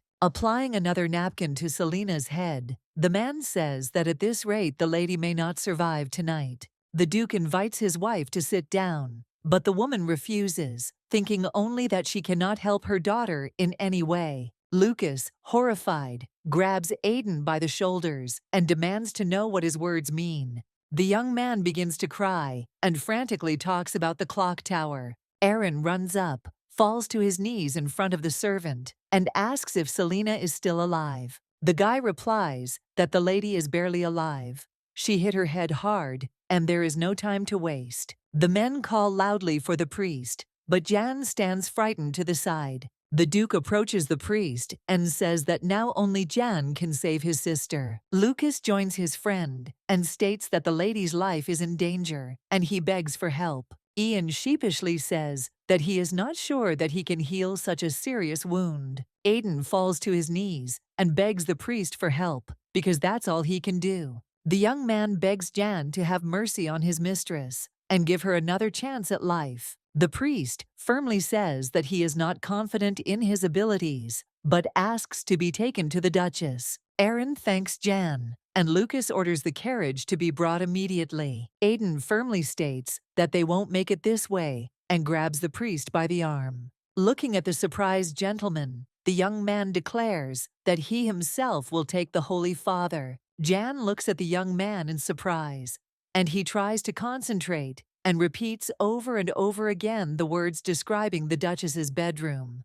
As they watch the young men disappear, Aaron and Lucas exchange glances, wondering since when Aiden has had magic. Deciding that now is not the time to think about magic, Lucas shouts to Aaron that they need to leave immediately. Noticing that his friend was sitting on his knees, the Lord approaches him and gently says that he needs to pull himself together. He won't help Selena with weakness, The Duke bursts into tears, saying that when Selena took his hand goodbye, she had already made her decision. Aaron beats himself up for not realizing it and admits that he is a terrible older brother. Lucas, hearing his friend's words, remembers how Selena saw them off. She said goodbye as if they were seeing each other for the last time. Lucas thinks with fury that as soon as they left the estate, disaster happened, as if the girl had only been waiting for this moment. As soon as Selena was freed from the gaze of men, she immediately rushed towards death. Aaron looks around in surprise at the darkness around her and decides that she is falling straight to hell where she belongs. Suddenly, the girl notices a bright blue butterfly flying around her and thinks that it is Selena's spirit. As Aaron looks at the butterfly, she thinks that they have finally met in person, which means that it really is over. The girl, turning to Selena, says that she was able to ensure that her death would not be completely lonely. At least those closest to the Duchess will now mourn her death. Aaron looks at Selena and says that now the Duchess can find the peace she longs for. Suddenly, the girl notices that the heroine of the novel is exactly repeating her movements and understands that Selena is her reflection. Aaron becomes confused and tries to figure out why she looks like Selena. Suddenly, Aaron hears a child's voice calling her and calling her sister. The girl turns around and sees Mika, her sick little sister, standing in front of her and asking if long hair suits her. Not believing her eyes, Aaron first feels Mika and then hugs her tightly. Much to the surprise of everyone in the room, Aiden and the priest appear, illuminating everything with a blue light. Suddenly, the wounded young man simply falls down without strength. Jan barely manages to catch him. The servant desperately grabs the priest by the hand and asks him to help his mistress as quickly as possible. Approaching the wounded Duchess, Jan notices a large amount of blood and again begins to doubt that he can help. The Duke says that whatever the outcome, his entire family is grateful to the priest for coming. The young man places his hands on Selena's head, illuminating her face with a bright light, and begins to pray, asking God for help. Mika laughs cheerfully and asks how Aaron got here, since the girl was the only one who could be here so early. The little sister slaps her hand on the chair and invites the girl to sit down next to her because she wants to show her something. Aaron looks around in surprise, not understanding how they ended up in a movie theater. My sister says that this is her first time in such a place because she has never been anywhere except hospitals. Mika's friend notes that her sister is also here for the first time because due to her sister's illness, she could not afford to have fun. The show begins, and frame-by-frame scenes from Aaron's life appear on the screen. When the shot of the roof appears, Aaron covers her sister's eyes with her hand, saying that it's better for her not to look at it. Mika replies that she had already seen everything when she died. Her whole life flashed before her eyes. The girl looks at Aaron and says, completely seriously, that she understands what she had to go through. Mika says she wants to understand something else and asks if her sister will answer one question. The girl asks her sister, when she was 9 years old, if she really wanted to kill her. The Duchess, in despair, clings to her daughter's legs and begs her not to leave, but to return to them. When Aaron was 9 years old, all she wanted was for her mother to praise her. The mother tears the paper to shreds and screams that instead of visiting her sister in the hospital, the girl brings some pathetic piece of paper. When Mom looked at her little sister, her gaze was different. She always looked at Aaron differently. Before her sister was born, Aaron's life was like a beautiful jar of candies, each of which she wanted to try. The mother says that she needs to talk on the phone, and the girl should look after Mika. Looking at the baby, Aaron wonders if her mother will love her again, if the girl's heart stops beating. The girl wonders if happy days will return, if her sister disappears. Aaron leans over the baby and reaches her hands towards her neck. Suddenly, Aaron's mother grabs her by the hair and forcefully pulls her away from the bed. The woman furiously asks what the girl intended to do now. The mother angrily beats the girl with her feet, not understanding how she could come to such thoughts. The candy jar breaks, and Aaron realizes she can never be happy again. Erin categorically tells her sister that she would never do that to her. The girl says that she is not capable of such a thing, and she does not want her little sister to suffer. The girl says that Mika's collar simply curled up, and she wanted to straighten it. The girl throws herself on her sister's neck and hugs her tightly, believing that she is the closest person to her. Erin is surprised to hear that it was actually Mika who summoned her into this world. People may be given multiple lives over a long period of time. Erin also always had another life that she didn't know about, namely Selena's life. Erin asks in surprise if book life is really real. Erin grabs Mika by the shoulders and asks if she really is Selena. The girl does not believe that life as a young duchess really belongs to her. The love she received from all those people actually belonged to her. Remembering the Duchess's mother, father, and brother, Erin realizes that they are not strangers to her. Mika admits that it never occurred to her that everything would turn out like this. From the moment of birth, the girl spent all her time in hospitals and could only rely on her sister, and when things got tough, she started to act up.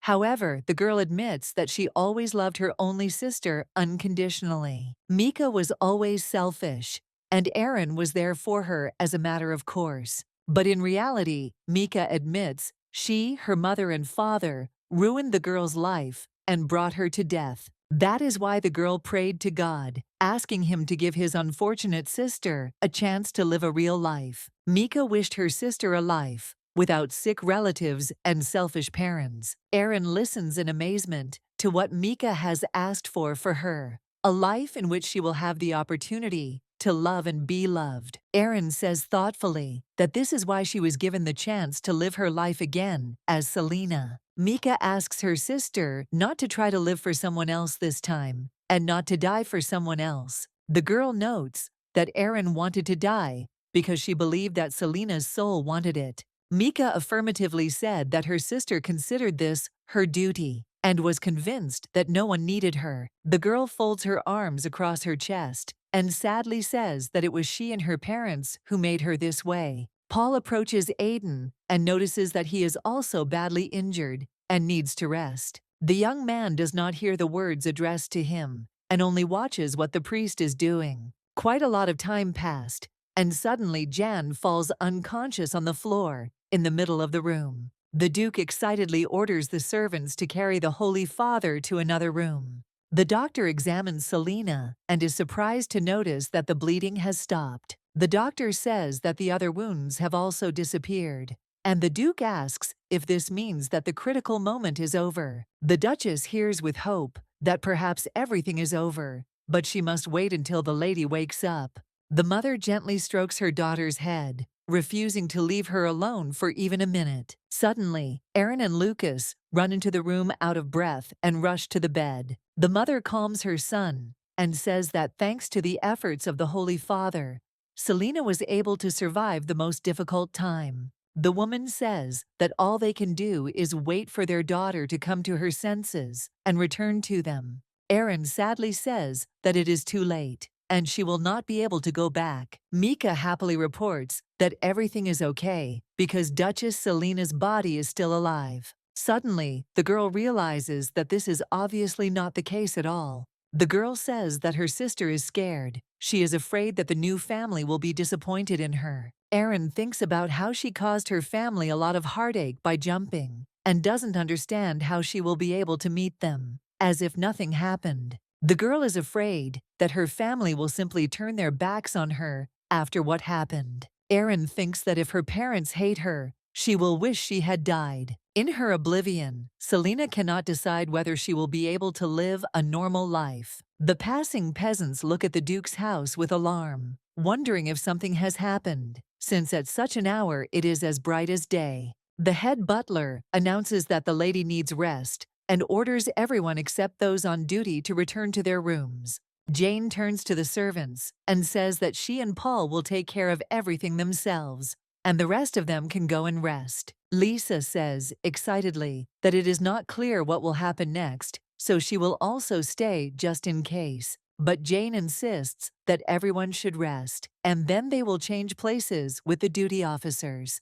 Paul sadly says that he really hopes that the lady will come to her senses soon. The butler sighs and remarks that the servants have not always respected the young lady so much, but now, despite everything, they are more diligent than ever. Jane asks, with a smirk, if that doesn't apply to everyone here. Paul replies that it was a great surprise to him to see the lady acting like a completely different person. Jane begins to cry and says that even though they were treated terribly 10 times in a row, they are ready to forgive everything for the sake of one good deed. Paul tries to calm the girl down, but she desperately says that the young lady simply must wake up. Mika takes Erin's face in her hands and asks her sister to listen to her very carefully. Suddenly, a strange hum is heard, and the girl asks if Erin can hear those voices. The girl listens and is surprised to realize that many different people are calling her. Mom, Dad,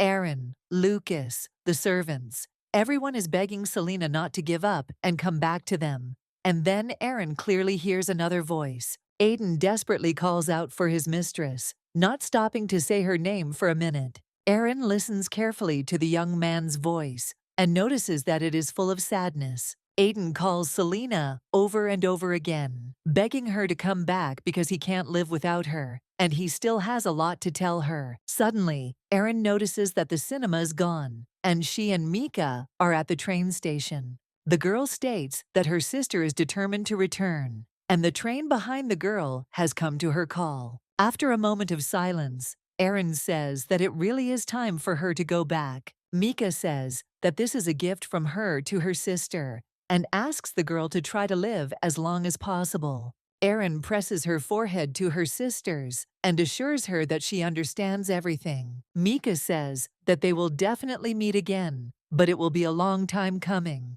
The train starts moving, and Erin sees through the window that Mika is running after her and shouting something after her. The girl, in despair, knocks on the glass with her hand and says that she can't hear anything. Mika screams at the top of her lungs for her sister to forgive her for everything she had to go through. Angered by her sister's words, Erin yells back at the stupid girl to stop running because she might fall. As the train speeds away, Mika turns around, looks at the sky and smiles, thanking God for giving her sister another chance. Selena opens her eyes and sees that she is at home, in her chambers. Erin, sitting nearby, notices that his sister has opened her eyes and immediately appears at her bedside.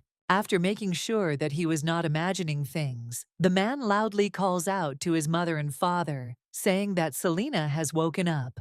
The parents ran into the room, and Lucas looked at the girl with alarm and relief at the same time. The mother hugs her daughter and says with tears in her eyes that now everything will be fine for them. Quietly entering the chambers, Aiden sees that his mistress has finally come to her senses. Hearing the noise, Lucas turns around, confident that he will see his loyal servant. But there is no one at the open door. The Lord comes out into the hallway and sees an exhausted Aiden sitting on the floor, leaning against the wall. The servant asks the knight for forgiveness for the fact that, despite his words, he was unable to stop his mistress. With melancholy in his voice, the young man notes that just a little more and real trouble would have happened. Lucas walks up to the servant, throws his arm over his shoulder, and lifts him to his feet. The Lord notes that the Duchess is alive only thanks to Aiden. If it weren't for him, everything would have already been over. Lucas tells the guy to hold on tighter and show him where his room is. A few days later, in the morning, Lucas thanks the knights for their work and informs them that training is over for today. The Howitt family are going about their estate business, discussing this year's crop yields. Selena sits peacefully in a chair and looks out the window, the light summer breeze pleasantly refreshing her. Jane happily remarks that the weather is simply wonderful today and asks if the lady would like to go for a walk. Without waiting for an answer, the maid leaves the chambers and sadly shakes her head at Lisa's silent question. Although the doctor said that everything was fine, several days had passed since the Duchess had woken up, but she still had not said a word. Jane says, with concern, that everyone is waiting for Selena to be full of energy again. In the evening, the maid covers the girl with a blanket, noticing that it has become much cooler after sunset. Suddenly, Selena takes the girl by the hand, and Jane fearfully asks if something happened. Selena quietly says that she needs to tell her mom, dad, and brother something. The maid happily declares that if the mistress decides to talk to her family, she will call them in a moment. Selena stops the maid and says that when she was unconscious, she heard her voice. Selena asks the astonished Jane if it was she who tearfully asked her to wake up quickly. The maid grabs her mistress by the hand and asks with delight if she really heard all their voices. The Duchess thanks the girl for calling her every time she came to her. Jane begins to cry and admits that she was very afraid that the lady would never wake up again. Selena reassures Jane and sincerely apologizes for making her worry so much. Left alone, the Duchess leans resolutely on the chair, intending to stand up,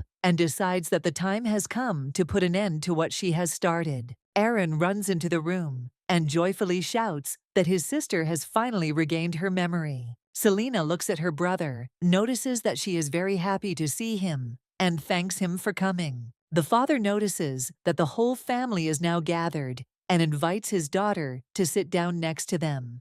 To everyone's surprise, Selena does not sit down next to them, but falls to her knees in front of the family. A frightened Aaron runs up to his sister and asks what happened. The girl can't utter a word. She didn't even imagine that it would be so difficult. Selena admits that she has been a nuisance to everyone, betraying trust and becoming distant. And now she doesn't know if her family will be able to forgive her.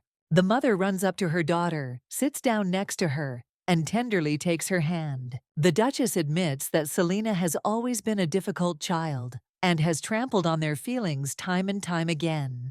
With tears in her eyes, the girl hears that her mother does not hold a grudge against her, leaves everything in the past, and forgives her. The woman also starts crying and says that she is her mother, so she could not have acted differently. The Duchess assures that no matter what, she will always love her daughter. No matter how many sins Selena has in her soul, no matter how many people stand against her in order to protect her daughter, the mother is ready to go to hell itself.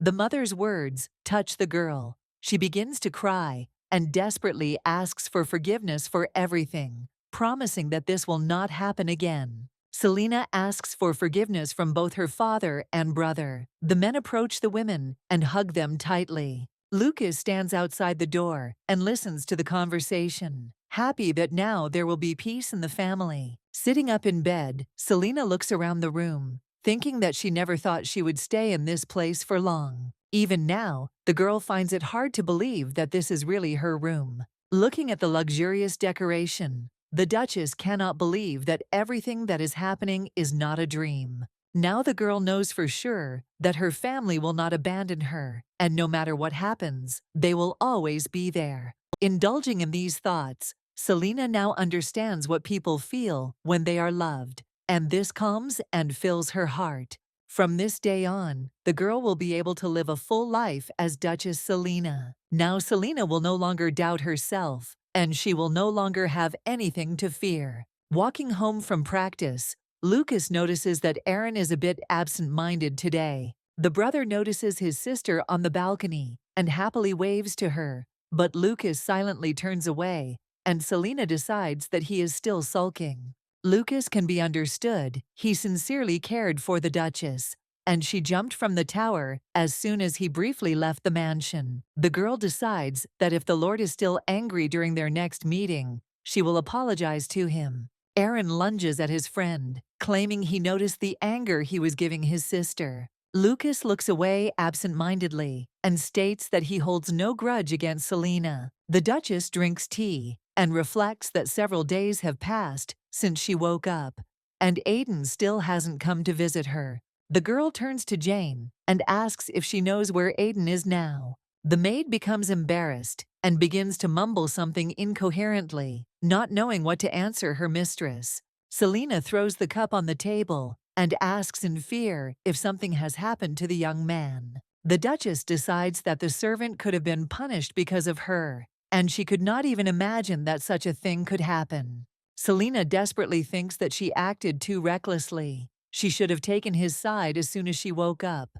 Noticing the lady's anxiety, Jane gently asks the girl to calm down and says that Aiden is okay. Selena doubts the maid's words and asks why, in that case, he is nowhere to be found. All this time, Aiden is tormented by incessant nightmares with scenes of what happened. Each time the young man wakes up screaming, trying again and again to stop the lady. Aiden closes his eyes in horror, wondering if there is a worse nightmare than this. The young man bitterly realizes that he was used, that he behaved like an idiot, and now this will be a lesson to him.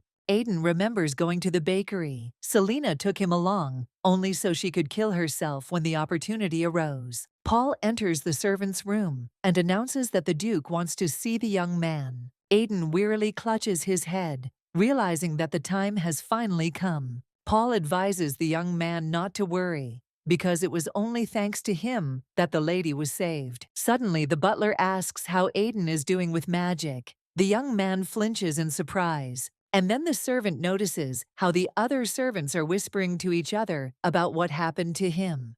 Paul confidently says that Aiden needs to cheer up, because he did nothing wrong. Obviously, he himself did not understand what happened. The butler grins and advises the guy to straighten his back, because with such a sour expression, one might think that he really did something wrong. Aiden is sure that the Duke is angry with him, because such powerful magic is under the strictest control of a special magical association. The young man realizes that the fact that he was a servant of the family, hiding such an ability, has been revealed. The young man sighed and hoped that he would simply be removed from his position. But if Aiden is branded a spy or a murderer, then in prison he won't be able to utter a word in his own defense. The butler opens the door and announces that the young lady's personal servant has arrived. Aiden walks into the office, thinking that he doesn't regret anything anyway and would save his mistress again using magic. The Duke notes with concern that Aiden himself must not have fully recovered yet. The servant replies that for a man like him, the help provided was sufficient. The previous day, the young man assured Jan that everything was fine with him, especially since the doctor examined him every day. The priest assures that Aiden's body needs rest, because even he himself has difficulty restoring his own strength. Placing his hands on the young man's back, the priest notices that the boy has tried his best to save the young lady's life. After a while, Aiden is surprised to realize how much easier it has become for him. Now he can even move his shoulders. Jan declares that the young man is a very kind person and will definitely be rewarded by the goddess Ariana. Having barely finished speaking, the priest suddenly falls to the floor and instantly falls asleep. The Duke notes with annoyance that he has told Jan more than once that he himself needs to fully recover before taking on others. The man explains to the young man that the priest overdid it, and that is why he is still sleeping. Aiden asks, confused, why the Duchess sent the Holy Father to him. The Duke states that the servant was badly injured and would need several months to recover without help. Suddenly, the Duke turns and says to the side that he has kept the guest waiting for a long time. The man turns to Sir Allegan, saying that this is the same Aiden in front of him. Looking at the chief magician of the empire, the young man understands that he cannot be confused with anyone else, especially since he had already seen him in the imperial palace. The magician notes that they haven't seen each other for a long time. After all, the young man is that same uncut diamond. Jane ends the story by saying that she doesn't know what they talked about, but from that day on, Aiden doesn't leave his room. The maid says that there are rumors that what happened could not help but leave a mark on the guy's psyche, and that's why the lady gave him an indefinite leave. Suddenly, the girl realizes that she has said too much to the lady and upsetly asks for forgiveness. Selena turns to the maid and asks her to wrap the 2 pieces of cake properly. The Duchess hands one box to Jane as an apology and says that she will have one more request. Flattered, Jane clutches the box to herself and declares that Selena can ask her for anything. The lady asks to keep their conversation a secret and asks to explain where Aiden's room is. The young man wakes up from a knock on the door and Selena's voice calling him. Pressing herself against the door, the girl asks whether the young man is sleeping or not. Aiden looks at the door in amazement, realizing that the Duchess's voice was not a dream. Pressing her back against the door, the girl sadly says that the young man probably doesn't even want to see her. Knowing that Aiden can hear her, Selena tells him that everything is exactly as it should be. The Duchess quietly says that if it is the young man's will, he can continue to pretend to be asleep. The girl admits that she does not remember what happened before and after the jump, but she knows that Aiden jumped after her.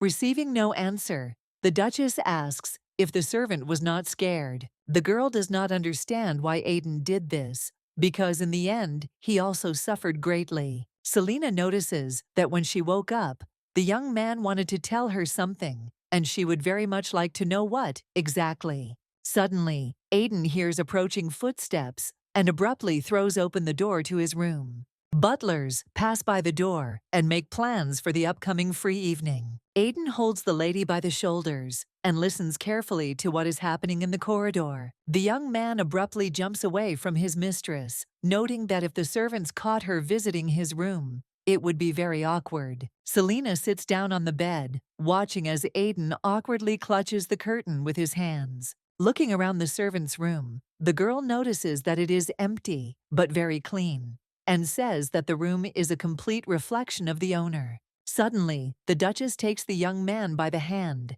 and gently asks him to come to her. Selena calmly says that she just wants to see his face when talking to him. The guy sits down on a chair but stubbornly looks at the floor, and Selena sincerely asks for forgiveness. Aiden covers his face with his hands, and his shoulders begin to shake convulsively. The girl tries to calm the servant down, says that she was wrong, and she is sincerely sorry. Selena states that she has realized everything she has done and promises that she will never do it again. The embarrassed young man notices that he is already fine, and the lady can let go of his hand. Selena smiles and removes her hand, saying that Aiden has indeed calmed down. The young man looks at his mistress and notices that she is laughing carefree. He has never seen her like that before. The Duchess closes her eyes and calmly replies that she now feels safe. The servant quietly asks the girl to promise that such an incident will never happen again.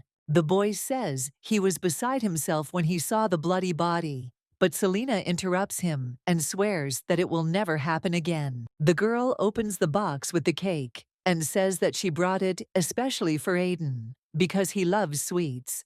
The guy happily says that he doesn't have a fork in his room, and now he quickly runs to the kitchen. The Duchess grabs the young man by the hand, sits him down on the bed, and asks where he is going to run. Selena calmly notes that there is no need to run to the kitchen. You can eat the cake without a fork. Aiden takes a piece, takes a careful bite, and thinks with pleasure that it is very tasty. Selena watches the servant eat the cake with gusto and thinks that she wouldn't mind trying it too. Looking at the lady, Aiden states that he can't eat it all by himself. Selena extends her hand and offers the young man to give her a small piece. Without any embarrassment, the lady takes the cake and takes a bite of it with pleasure.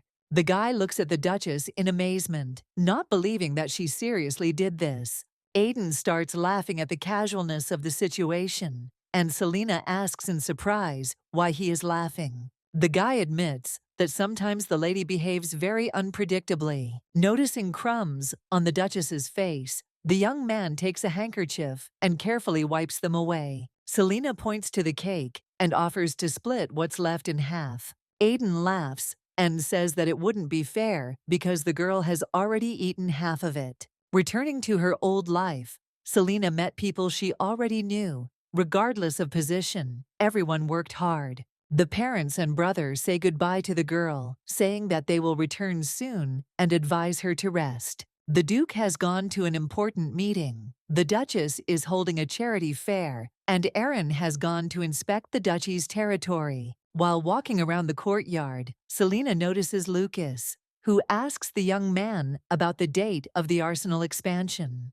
The Duchess turns away abruptly and hides around the corner, but Sir Lucas manages to notice her. The girl decides to leave quietly, so as not to distract busy people from important matters. The young man looks at the knight with fear, and noticing how his face has changed, asks what he did wrong. The lord looks after Selina with a grin, thinking that she continues to ignore him. Jane has caused a noticeable fuss in the Duchess's chambers, and the girl sadly thinks that everyone except her is busy with business. Coming to her mother, the girl says that she also wants to do something useful, even if it is not something very important. The Duchess says that when her daughter was little, she was constantly unhappy with something. Selina was always trying to become someone and achieve something in order to assert herself. When something didn't go as she wanted, the Duchess blamed absolutely everyone for it. Selina remembers Mika's words that one can only truly live by being useful to others. The mother continues that no matter the girl's successes or failures, the family always said they loved her.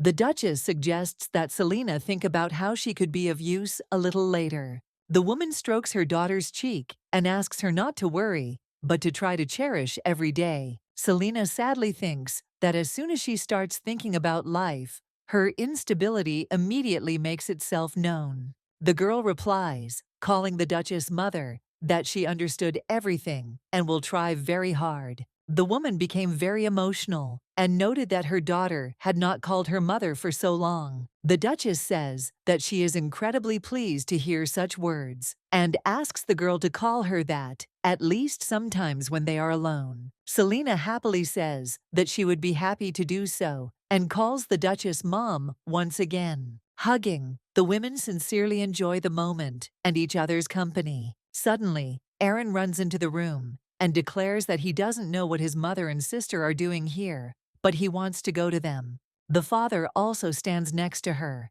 and Selina understands with incredible tenderness that this is a real family. Walking through the garden, the girl reflects that after talking with her mother, her heart has become noticeably lighter. Selina decides to take a break for a while to think carefully about her future. Suddenly, the Duchess notices Sir Lucas standing by the tree, obviously waiting for her. The girl turns around abruptly, intending to leave. Lucas, noticing this, growls in annoyance. Deciding not to give up so easily, the Lord shouts after the Duchess that they haven't seen each other for a long time. But without answering a word, Selina almost runs towards the house. Lucas catches up with the girl and says that he will keep her company wherever she goes. Selina coldly replies that everything is fine. She does not need company because she is going to her chambers. The knight notices with a grin that the Duchess's chambers are on the other side. Turning sharply, Selina thanks him for the clarification and says goodbye to the man.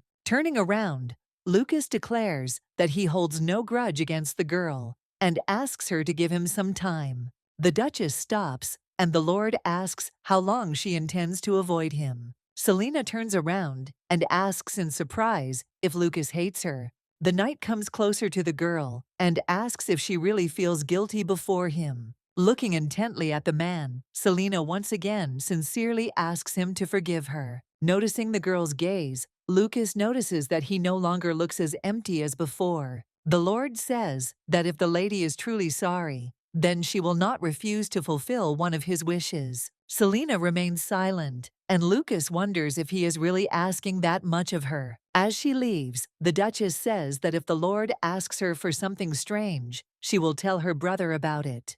The Lord laughs and says that this means they have agreed, and now he will take her to her room. The maids look on with delight and can't take their eyes off Aiden, who has returned. The young man really looks very good and, as always, greets everyone politely. Paul happily greets his friend and notices that the rest has really done him good. Selina sits in her room by the window and hears the voices of the servants calling Aiden's name.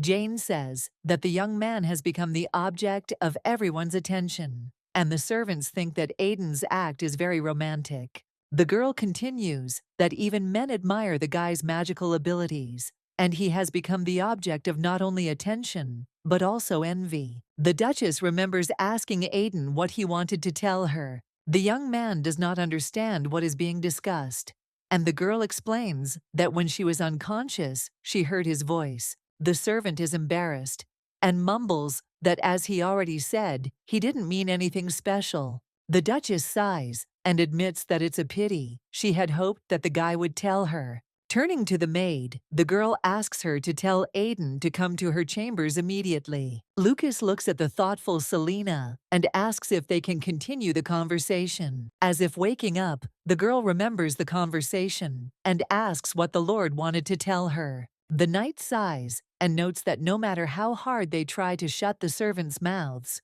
rumors are already circulating in high society that Lady Howitt has had an accident. The man says that lately everyone has been trying to disprove them. Selena is surprised to see Lucas talking about this so easily, while the others keep their mouths shut. The man confidently states that there is nothing good in hiding it. He believes that the girl should know the truth. Selena looks at the Lord thoughtfully and thinks that his words sound quite logical. The Duchess says that she wants to take part in resolving everything that she herself has done, and asks Lucas what she needs to do for this. The Lord is surprised to hear that the lady is asking him to be her assistant in discussing this issue. Lucas is somewhat puzzled by such a request, and the Duchess's frankness, and replies that, of course, the girl can count on him. The man says that first he needs to leave the lady in the hands of those who are interested in her well-being. The girl looks back in bewilderment.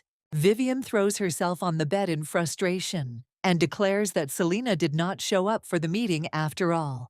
With tears in her eyes, the girl says that the Duchess also disappeared without telling anyone a word. Lucas says that we need to arrange a meeting in the garden. New acquaintances will not be superfluous. If the Duchess shows up at the party, people will think that the accident was just a ridiculous rumor. With a sigh, Selena realizes that she will have to take on the organization of the holiday herself. The lady says that of those who could be invited, the only one that comes to mind is Vivian. After thinking for a moment, the girl asks Lucas if he would help her make a guest list. Vivian happily shouts that the Duchess is hosting a garden party and has sent her an invitation. Mia walks quickly down the corridor, thinking that Selena specifically excluded her from the guest list, and if this continues, the Duchess will simply refuse her. The girl is afraid that if she doesn't complete the task, her father will sell her to some rich old man. Miss Rachel knows she needs to prove her worth by any means necessary,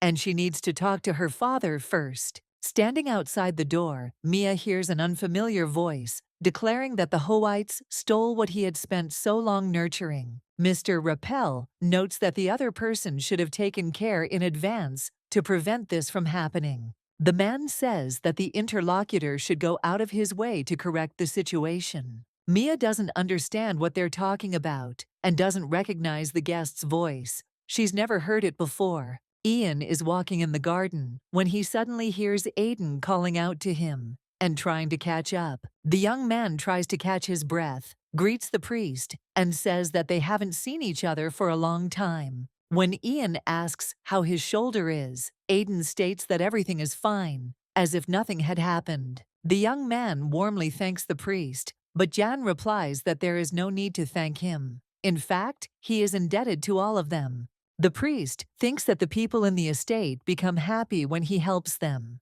and because of this, Jan feels special. Aiden remembers why he came and hands the Holy Father an envelope, saying that he received a letter from the church. Ian looks at the message with horror, which puzzles Aiden. Ian first demonstrated his incredible strength when he was only 8 years old. Hearing words of gratitude from the woman, the priest said that it was not the boy who should be thanked, but their church, which helps people. The Holy Father notes that God sees everything, and therefore he asks to keep what the boy did a secret. A little later, the Holy Father beat the boy on the hands with a whip, leaving bloody marks on them. The man angrily asks if Yang is tired of using the power of the Almighty. The boy tries to justify himself by saying that he simply wanted to help the woman because her arm was in a lot of pain. The man with the layer hits Jan with a whip, shouting that the senior priest ordered him to hide his strength. When the senior priest came into Jan's room, the boy was crying bitterly from pain and resentment. Putting his hand on the boy's head, the man quietly asked if he thought the boy had done the right thing. The Holy Father says that every time John helps others, arrogance awakens in him. The boy screams in despair that everything is not like that at all. He does it because people like it when he helps them. Grabbing the boy by the face, the priest declares that in the end, Ian himself becomes delighted with the use of his abilities. The man says that the boy should be ashamed because, hiding behind the name of the Lord, he is engaged in worthless boasting. Selena looks at the priest, sitting in front of her, and asks if he really wants to go back to the temple. Jan replies that, in his opinion, he has no right to be on the ducal estate. The girl looks at the young man in surprise and asks who told him such nonsense. Clutching the letter in his hands, Jan declares that the kindness of the gentleman has clouded his mind, and he has forgotten where he is, and it is time to return to his place. Selena sighs and remarks that the priest doesn't have to rush into a decision. The Duchess says that they hired a young man as a priest, and the temple has already received its payment for it. Getting up, the girl declares that in light of the above, if Jan wants to be in the estate, he simply has to stay. Selena walks along the path in the garden. Aiden keeps behind the lady, but does not lag behind her even a step. Suddenly stopping, the girl asks the young man to take 3 steps towards her. Aiden approaches hesitantly, and the lady states that she can now see his face. Continuing to walk forward, the Duchess says that the young man should not worry too much about Jan. Suddenly, the girl quietly suggests to the servant that they continue to chat together in the same carefree manner. Aiden, trying to hide his true feelings, replies that of course he doesn't mind. Mia screams in horror that Count Polland is both a pervert and a lecher. Does her father really intend to marry her to him? The father slams his foot down on the floor and declares that the premium meat his daughter ate for lunch was paid for with his money. The man angrily asks how his daughter repaid him for everything he did for her. Turning sharply, the father throws out on the go that preparations for her wedding will begin from today. Mr. Rachapelle, standing at the threshold, declares that when he has guests, there is no need to eavesdrop outside the office. The girl throws herself on the floor, thinking that her father no longer needs her. Bursting into tears, Mia reflects that now only she herself can protect her life, even if it harms her damn family. Lucas studies the book carefully, glancing sideways at the lady sitting opposite him. Slamming the book shut, the Lord asks Selena what she was so lost in thought that she didn't notice everything around her. The Duchess replies that thanks to the guest list, she will be able to remember all the people listed there, but what to do with the partners they bring with them. Lucas calmly replies that he will help the lady as much as possible. The Lord says that everyone knows about memory loss, so if Selena forgets someone, it won't be a big problem. Standing on the balcony, Lucas reflects that he lived and pretended that everything was normal, as if nothing else mattered, and thought that this was right. Frowning, the knight wonders in surprise how it turned out that everything was not like that. Selena slams the book shut and tells Aiden that it's getting pretty late, and it's time for everyone to get some rest. The young man looks at the flower carefully and says that he is almost finished. Suddenly, the mistress asks the servant why he does not go to the magic tower. The girl says that she knows that her father introduced the young man to a high-ranking wizard and asks why the young man did not tell her anything about it.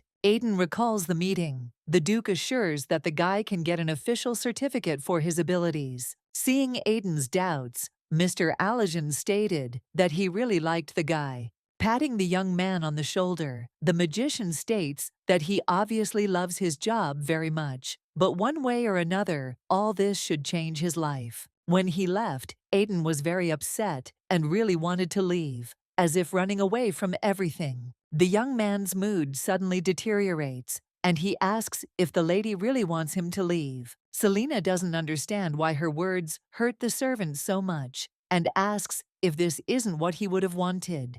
Aiden gets angry and notices that the Duchess speaks as if she knows everything about him. Looking away, the young man asks how Selena can know what he really wants. The girl reflects that according to the plot of the novel, Aiden was a character who dreamed of getting into a magic tower. The Duchess recalls that once the young man condemned Selena in the novel.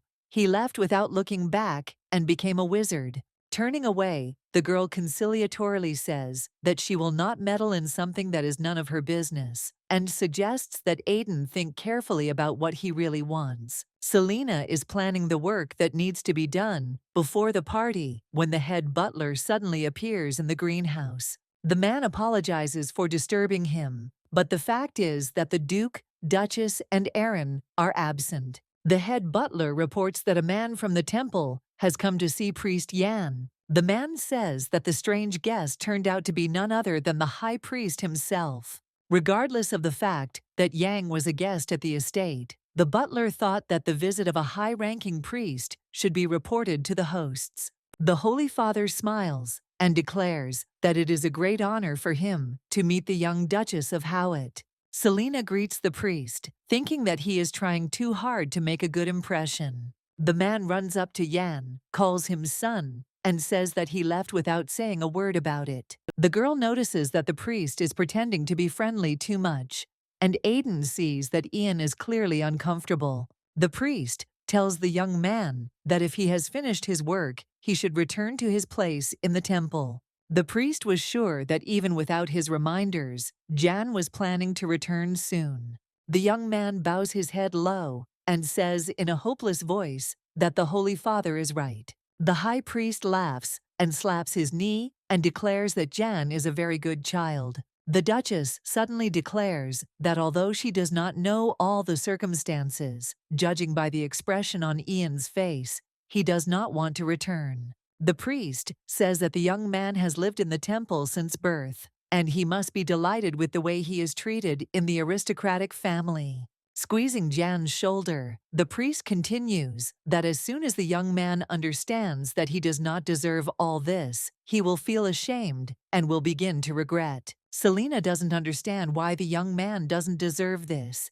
Is there really someone else who has the same abilities? The Duchess notices that even she, who spends her days simply lying around, is treated like a lady. The high priest obsequiously declares that the girl is the true mistress. Selena continues that she does not have the powers of her brother. She does not possess the art of fencing. She has neither magical nor divine powers. She is simply a mistress. The girl asks if in the eyes of the Holy Father, she really looks like she deserves all this. Addressing Jan, the Duchess confidently declares that he has every right to be treated well. Selena assures that the people the young man helped, though, so that he would remain in the estate, and that he deserves to be there, just like she does. The high priest says that the lady has misunderstood everything, and asks Jan to tell him directly what he thinks about this. To the priest's surprise, the young man states that he had actually been thinking about this for several days. Falling to his knees before the priest, Ian explains that he wants his power to bring happiness to people, so he will work modestly so as not to become a burden to the god. Hearing the young man asking for permission to stay in the estate, the high priest's expression instantly changed. The man runs up to Jan, laughing, and says that he has grown a lot since he openly expresses his opinion, and he is very proud of him. The Duchess and Aiden think about how just a few moments ago, the Holy Father showed his true face. In the carriage, the priest is furious that Jan started chattering as soon as he left his shadow. The man is sure that the young man will return soon, and then he will personally make sure that this does not happen again. The priest recalls that at parting, Miss Howett declared that Ian was now part of the Duke's family, and from now on, he was their man. The priest hoped for the absence of the Duke and Duchess, and did not expect that the impudent girl would be able to interfere with him. The priest understands that some insignificant person dared to take his victim and not let him go, and she must definitely pay for it. After the Holy Father left, Selena realized that she was mentally terribly tired from the conversation. Jan thanks the girl and states that thanks to her, he was able to gain courage in front of the head priest. In fact, when Selena saw Jan's frightened and fading gaze in front of the priest, she remembered herself in real life. The Duchess calmly replies that everyone should be able to say what they want. Aiden carefully adjusts the blanket for his mistress, and she wishes him good night. The young man looks at the Duchess and asks for forgiveness for being rude to her yesterday. Remembering the conversation, the girl notes that everything was fine, and it was even nice. Looking at the bouquet collected by the servant, Selena says that he also has great talent, just like Jan. The girl states that she wants Aiden to do what he wants every time, without paying attention to other people's opinions. The young man looks at his mistress with sadness and thinks that if he does this, he will not be able to be near her. After getting out of the shower, Lucas reflects on how Selena will get a social re-evaluation today. Suddenly, the Lord shudders in fear, noticing Aaron sitting in the room, and shouts, asking what the hell he is doing in his chambers. Ignoring his friend's anger, the Duke says that he is very worried and asks what he should do. Lucas states that tonight's party belongs to Selena, and if he decides to help Aaron, she will refuse. The knight assures that the lady is doing well, so the brother should not worry. The man claims that Aaron is a fool when it comes to Selena. The young Duke helps his friend dry his hair and thanks him for helping Selena so much. Throwing a towel over Lucas's face, Aaron declares that he must also go to the party and begs the Lord to talk to Selena. In the greenhouse, final preparations for the party are underway, and Selena gives Jane her final instructions. Suddenly, the girl notices her parents in the bushes, to which her mother embarrassedly says that they were just passing by. The Duchess is pleased to realize that her parents are truly very worried about her. The Duchess explains to her daughter that it is not that they do not trust her. The woman assures that the preparation for the holiday, the budget, and the concept were simply impeccable. Selena asks, with interest, to tell how she used to prepare for the holidays. The father replies that, to put it mildly, the costs used to be much higher than average. The girl says that Lord Lucas helped her well and asks her mother not to worry too much. The Duchess takes her daughter by the hands and asks her to let her know immediately if anything happens during the party. Suddenly, the Duke's face changes, and the worried women ask why he has turned so pale. The Duke, barely holding back his tears, asks if Selena really called the Duchess Mama. The girl embarrassedly says that she forgot that she promised to do it alone. The Duke shouts that this is parental discrimination. He also wants Selena to call him Dad. The Duchess laughs and drags her husband away, noticing that he is behaving like a child. Watching her parents leave, Selena mentally thanks them for such sincere support. Finally, the long-awaited party begins, and Selena and Lucas greet the guests at the entrance to the greenhouse. The girl quietly says that, judging by the decorations on the carriage, the Marchioness of Clarence has arrived. Lucas adds that she has brought the second son of the Earl of Feltro as her companion. The young people thank the Duchess for the invitation and remark that the greenhouse is incredibly beautiful. Suddenly, Vivian runs towards Selena, filling the surrounding area with her joyful cry. Running up to the lady, the girl asks how she feels and says that she was very worried about her. Suddenly, Vivian freezes with delight, noticing that Selena is wearing the dress that the girl sent her. The Duchess claims that it was a gift from Miss Jonas, so she wanted to wear it and show it off to everyone. Selena thinks to herself that it took her a long time to decide to wear the dress,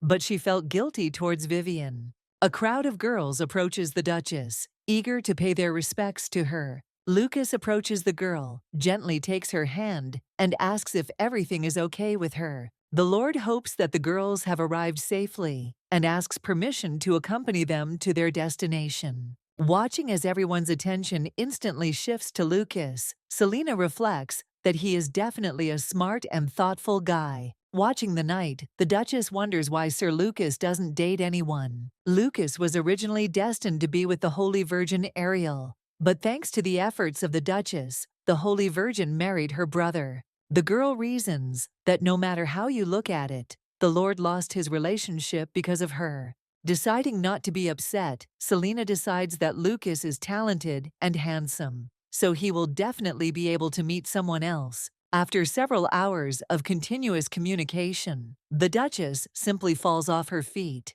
Hiding behind a column where no one will see her, the girl decides that she needs to rest. Selena really wants to take off her shoes, but no matter how hard she tries, she can't reach her feet because of the fluffy dress. Suddenly, Lady Vivian appears in front of the Duchess and carefully helps the girl take off her shoes. Selena feels awkward and apologizes for making the girl do this. Vivian laughs and says that she too sometimes likes to secretly take off her shoes and relax. The girls chat casually, and the Duchess wonders if she could ever have a true friend in this world. Vivian thinks about how she was having so much fun with Selena that she didn't notice she spilled her drink on her dress. The girl passes by the young man, thinking that she needs to clean her clothes as soon as possible. Suddenly, Vivian recognizes the young man and is surprised to think that he was clearly not invited to the party. Paul turns to Aiden and says he'll go get some more ice from the kitchen.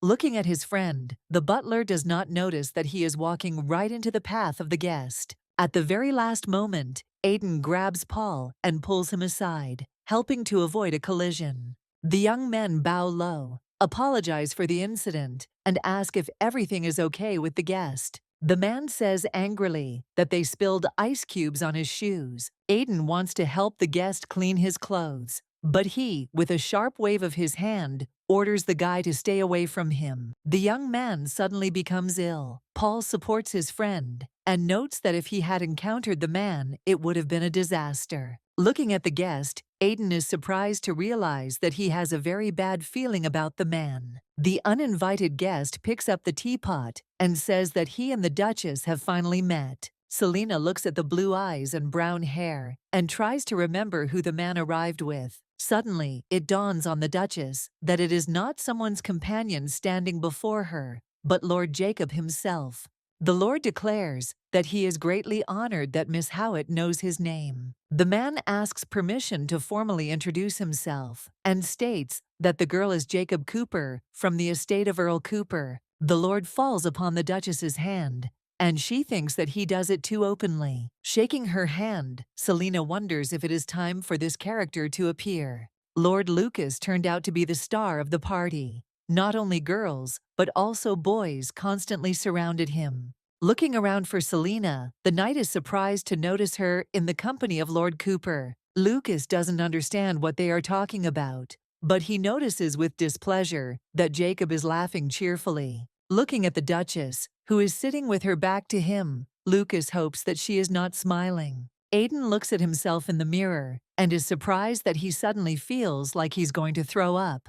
The young man recalls that the strange sensations began after contact with a man unknown to him. The servant recalls how Sir Allergen said that levitation and teleportation were too difficult, and the young man did not learn this, but was able to use them out of desperation. The magician said that the burden should not use magic frivolously until it learned to control it properly. Magic is very sensitive by nature, and since Aiden began using it accidentally, his power is very unstable. Allergen says that if the burden collides with dark magic, it will begin to turn over from the inside. Looking at his hands, Aiden wonders if this could be the side effect Sir Allergen was talking about. Selena drinks tea, and Cooper states that during the wedding, the line about the orange made him laugh. The Duchess, not expecting a reminder of that incident, choked, and all the tea splashed into the Lord's face. The girl shyly asks for forgiveness and says that she will call someone for help. Jacob wipes himself with a handkerchief and assures that everything is fine. He just didn't expect Selena to be so surprised. After tidying himself up, Jacob asks what the Duchess thinks of Lord Lucas. Not understanding where the Lord is heading, the girl replies that Sir Lucas is a man she respects and trusts. Lucas is the vice commander of the Duke's Night Squad, and he is also Aaron's best friend. Cooper says he is relieved by these words, as he feared that Selena, like other women, would be captivated by Lucas. While pouring tea, Jacob confesses that his heart belongs entirely to the Duchess. Noticing that the tea has long since spilled over, Cooper cries out that he is too careless. The young man extends his hand to Selena and asks if she would lend him a handkerchief, since he has already used his own. The girl understands that the Lord is using a banal trick. Having received the handkerchief, he will try to beg for a new meeting under the pretext of returning it. Suddenly, Lord Lucas approaches the couple and hands Jacob a handkerchief, offering to use it. The man states that today he is Selena's partner, so if she needs something, he is simply obliged to help. Cooper clears his throat and reports that everything is dry now, so he no longer needs the handkerchief. Suddenly, the company hears some screams behind them and a strange commotion. One after another, the young people start shouting that they spilled their drinks on themselves. Selena realizes with a grin that each of those who got splashed hopes to receive a handkerchief from Lord Lucas. Looking at the man, Selena notices that he is not happy with such attention, but angry. The Duchess calls Jane and whispers something in her ear. The girl nods in agreement and runs away. Turning to the girl, Lord Cooper notices that they were discussing something important. The man presses his hand to his chest and pompously declares that for Lady Selena's sake, he is ready to get a star from the sky. The Duchess and Lucas look at their interlocutor in bewilderment, not believing that he seriously said this. Cooper does not stop and says that as soon as he saw the Duchess, she immediately captured his heart. Tired of listening, Selena abruptly interrupts Jacob and asks him to calm down. The girl turns to Lucas and offers him to calm down those people who spilled drinks on themselves. Aiden approaches the table with a basket in his hands, and the girl invites him to sit next to her. Selena asks if the boy brought what she asked for, to which Aiden shows her a basket full of handkerchiefs. Suddenly, Jacob asks with deep contempt how the servants dare sit at the same table with them. Aiden stands up abruptly, intending to leave, but Selena stops him and tells him to sit back down. Standing up abruptly, the Duchess declares that if Sir Jacob is uncomfortable, they will be happy to move to another table. Selena says she is concerned that preparations for the holiday were insufficient. Pointing towards Aiden, the Duchess states that they have prepared a small gift from the heart for everyone. Looking at the scarves in the basket, the girl says that everyone needs them today. Selena asks Lucas if he would help her deliver gifts to their dear guests. Watching the Lord, Selena thinks with a grin that all this resembles an autograph session for his fans. Lady Vivian approached the Duchess and said that today was the first time she had enjoyed a party without counting the time. The girl is very embarrassed, but still makes up her mind and quietly asks Lady Selena to stay as far away from Lord Jacob as possible.